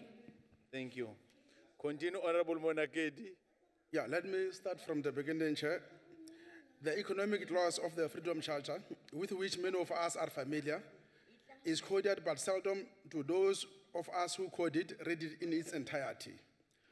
When the delegates from across the length and breadth of our country met in Kliptown on that winter day of the 26th of June 1955 to articulate the future South Africa they dreamed of for themselves and their children, there were no smartphones, no computers, not even the fax machine.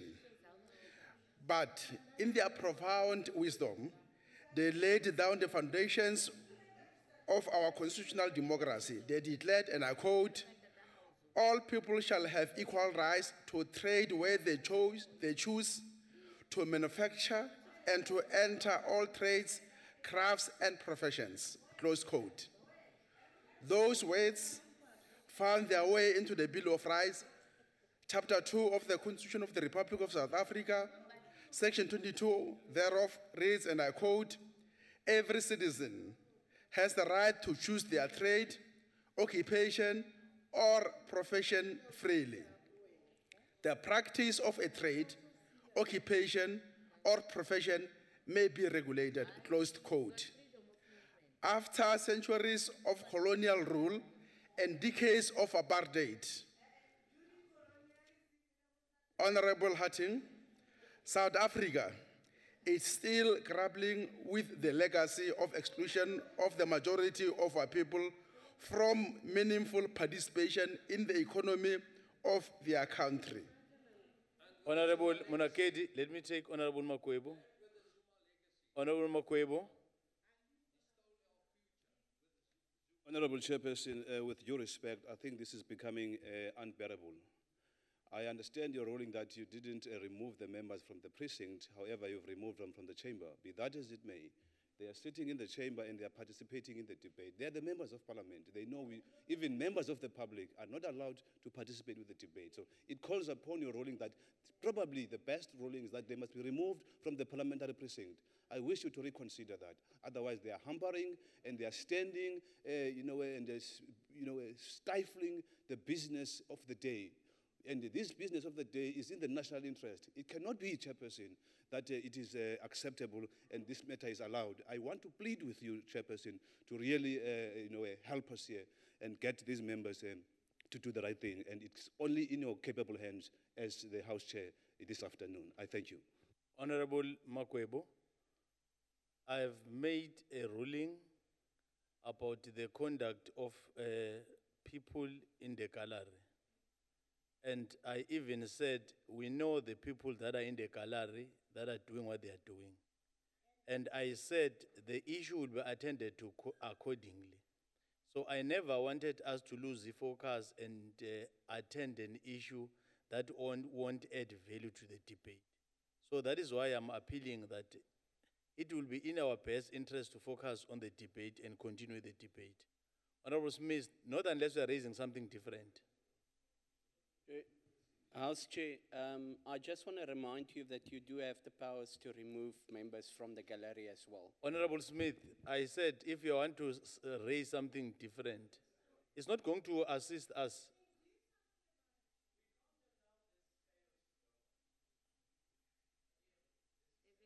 Can you continue, Honorable Monaketi? This exclusion of the majority of our people from meaningful participation in the economy of our country is indeed what we need to deal with, not cheap political point scoring. And of course, our government is taking the lead and showing the way.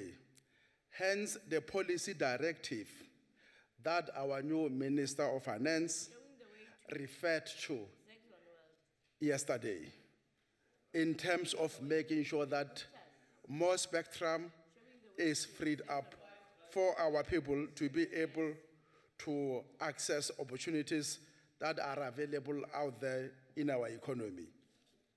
The high cost of data services has the effect of reproducing the same patterns of inequality and exclusion.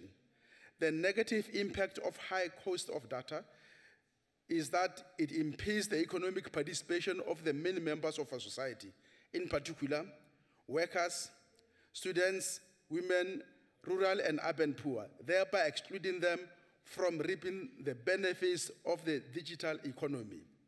Our everyday experience in the form of cellular phones, radio, television, and the internet is made possible by the telecommunication service providers utilizing a portion of the radio frequency, which exists naturally to transmit electronic signals. Historically, the telecoms market was dominated by the fixed network infrastructure, which was rolled out by Telkom, a wholly owned state entity. In 1994, Vodacom and MTN were launched to provide what was then unknown new service, mobile telephony and mobile messaging service, as well as the related infrastructure. To date, this advantage of being the first was given to this advantage of being the first has given the two mobile giants market dominance in what is also referred to as duopoly in the market. Increasingly, and at a rapid pace, the ICT sector market is digitalized. Its model of providing electronic communications underpinned by mobile and fiber networks, which have enabled the transmission of data services to both business and individual consumers. In this context, the radio frequency spectrum like water and electricity, is a crucial dimension of social life of all of us, rich and poor. Access to the utility of the frequency spectrum makes it possible to achieve several constitutional rights, including freedom of trade, modern education, health, and the dissemination of information essential to freedom of expression. The ANC has identified that one of the biggest... Let me take Honorable Hatting. Honorable Hatting. Honorable Chair, I see that you have observed the actions of some people in the gallery, but you have ruled on this. Do the actions of those people actually, is that in order? Can it be condoned? Or do you think you should take action? Let me repeat my ruling. I said I made a ruling, and what they are doing is contravening the rules of the House, and the issue will be referred to the chairperson of the National Council of Provinces so that it can be attended to accordingly. And fortunately enough, there are records of what is happening, so there's no need even to talk about it. Yes, it's making their case to be worse. It will be attended by the chairperson.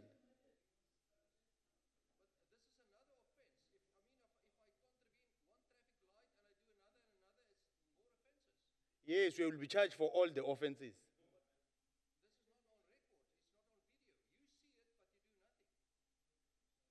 How? Honorable members, I don't know why we want to entertain something that is not assisting the debate. Let me allow Honorable Chief Whip. Honorable Chief Whip.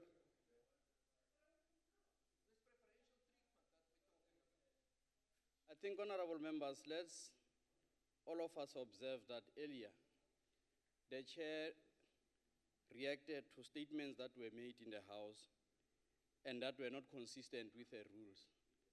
The referral of other members as madams and white people in this House, and also referral of other members as these people in the House.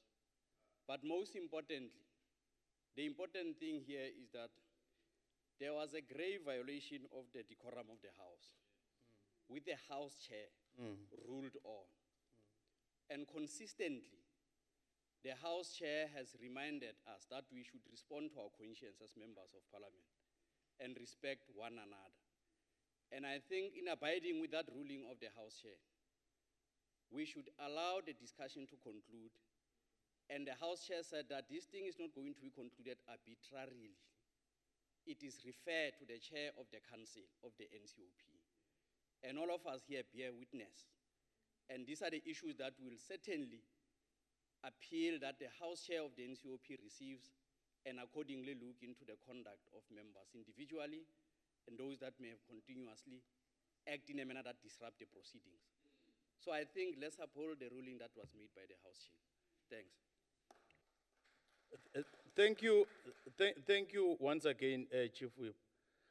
Honorable members, maybe one remark in supporting, endorsing the intervention by the Chief Whip.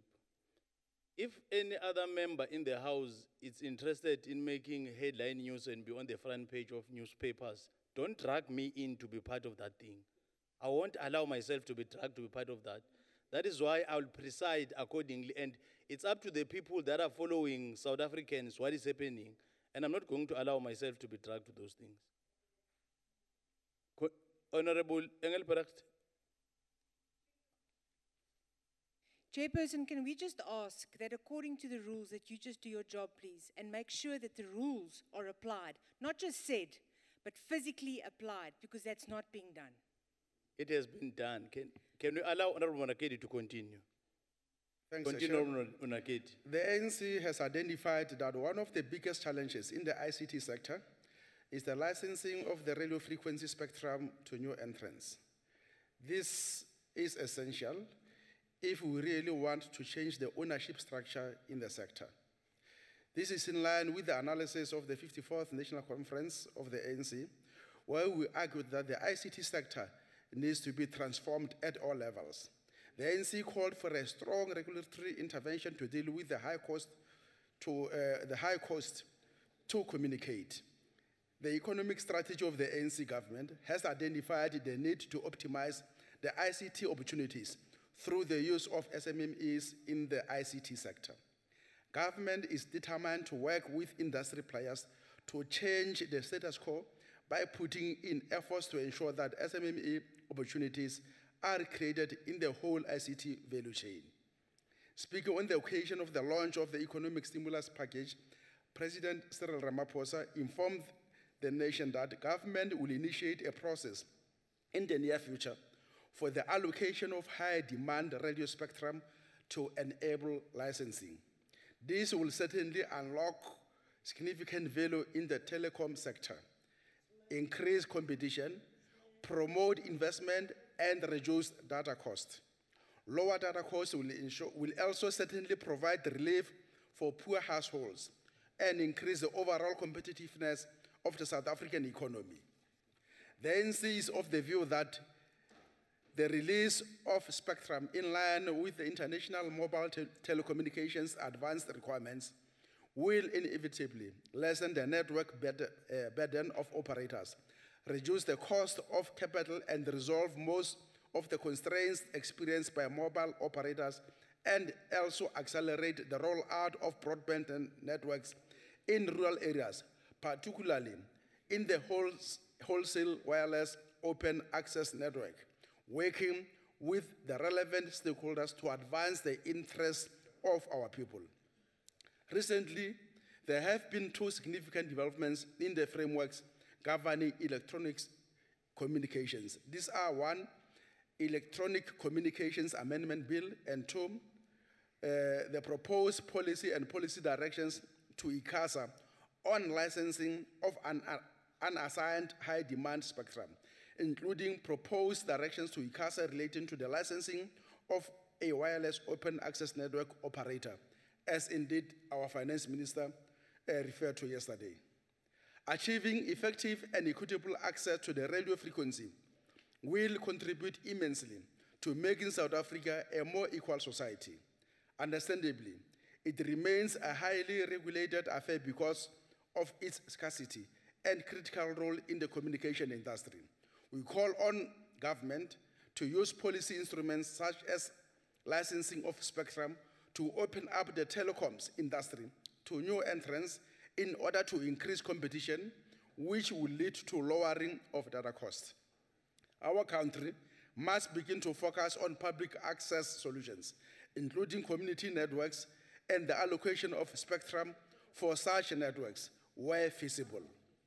Our government must remove bottlenecks for the rollout of broadband infrastructure, implement a one-stop shop or single window for all applications to reduce associated costs. The regulations and policies guiding allocations should facilitate the setting of reasonable or fair market price for spectrum. They must encourage innovative use of spectrum. For example, support the development of new technologies to encourage community networks in order to close coverage gaps and advance affordable access. We trust that government will prioritize coverage with a focus on townships and rural communities.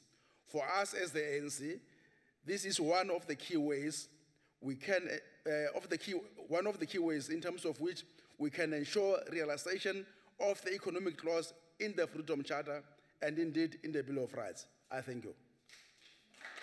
Thank you. Honorable Mutara.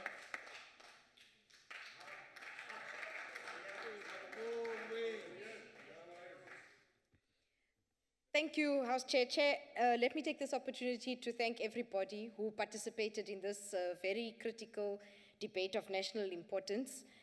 I think I want to use this opportunity maybe just to clarify a few things. Long before the hashtag Data Must Fall movement presented their process, Honorable Julius, we tabled this motion for debate. So it's not reactive, it's definitely very proactive.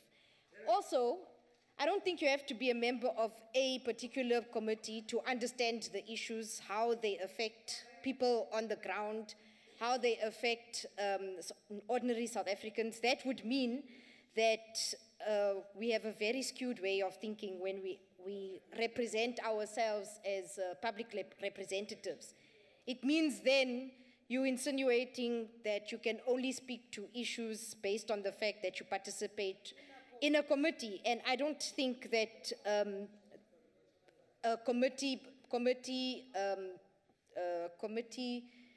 representation or participation should determine whether somebody is capable or not capable of understanding the issues. Honorable Harting, unfortunately, used the podium to not only politicize, but personalize an issue such as the stood here and attack. No, I was here. When you stood and attacked the persona of the minister, instead of addressing the issues, I was here when you were speaking about the minister's comments of Omatoso, when you, instead of wanting to address real issues of how to lower the cost of data, you turned communications into a personal attack on the minister.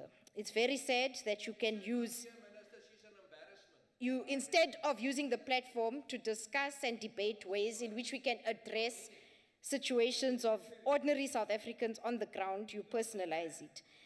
I think it's really sad that instead of failing to acknowledge the real problems of the price, the high cost of data, which is monopolies, how monopolies have colluded over a long period of time, how monopolies have colluded and outpriced smaller players in the sector, new entrants in the sector, closed out competition, and have kept and colluded to keep prices at the same high cost in this country, and how the monopolies have to be able to be broken down to allow new entrants, to allow small players, to allow access for opportunities, especially black, rural, and women, to access and expand the service.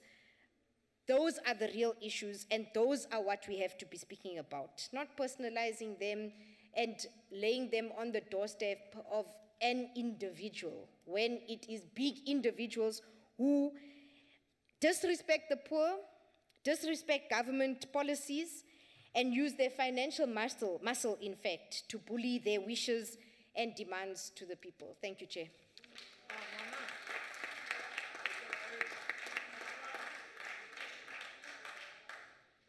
Honorable members, once again, let me take this opportunity to thank our special delegates and your conduct, honorable members. I made a ruling. Let me emphasize what was my ruling so that it can be recorded accordingly. I indicated that there was an unbecoming conduct totally against the rule of the House. And I said that conduct will be attended to. And it means I'll have to prepare that report about what happened, because what happened today happened for the first time, that you can have a member leaving a place, going to the podium to grab a mic from the honorable member who's at the podium. So that was totally inappropriate. And that is why when I said anything that happened after that will be part of what happened in terms of the transgression beyond just grabbing the mic, it's not something that can be left unattended to. But I understood that we're dealing with a very important debate, and it was going to be possible to defocus and end up not concluding the debate, because we have people that don't take the interest of what we're dealing with. And we have got a house to run, and the people are just looking at us. And it was going to be simple to degenerate a house to be something else. And it doesn't necessarily mean that I was not following what was happening. But that is why I'm commending you for your behavior and your conduct and not getting to that terrain. Because it's said by wise people that sometimes it's better to keep quiet and be thought you are a fool than to open your mouth and leave no doubt. With that, that concludes the debate and the business of the day. I thank you. Honorable members, you are requested to remain standing until the procession has left the chamber. The House is adjourned.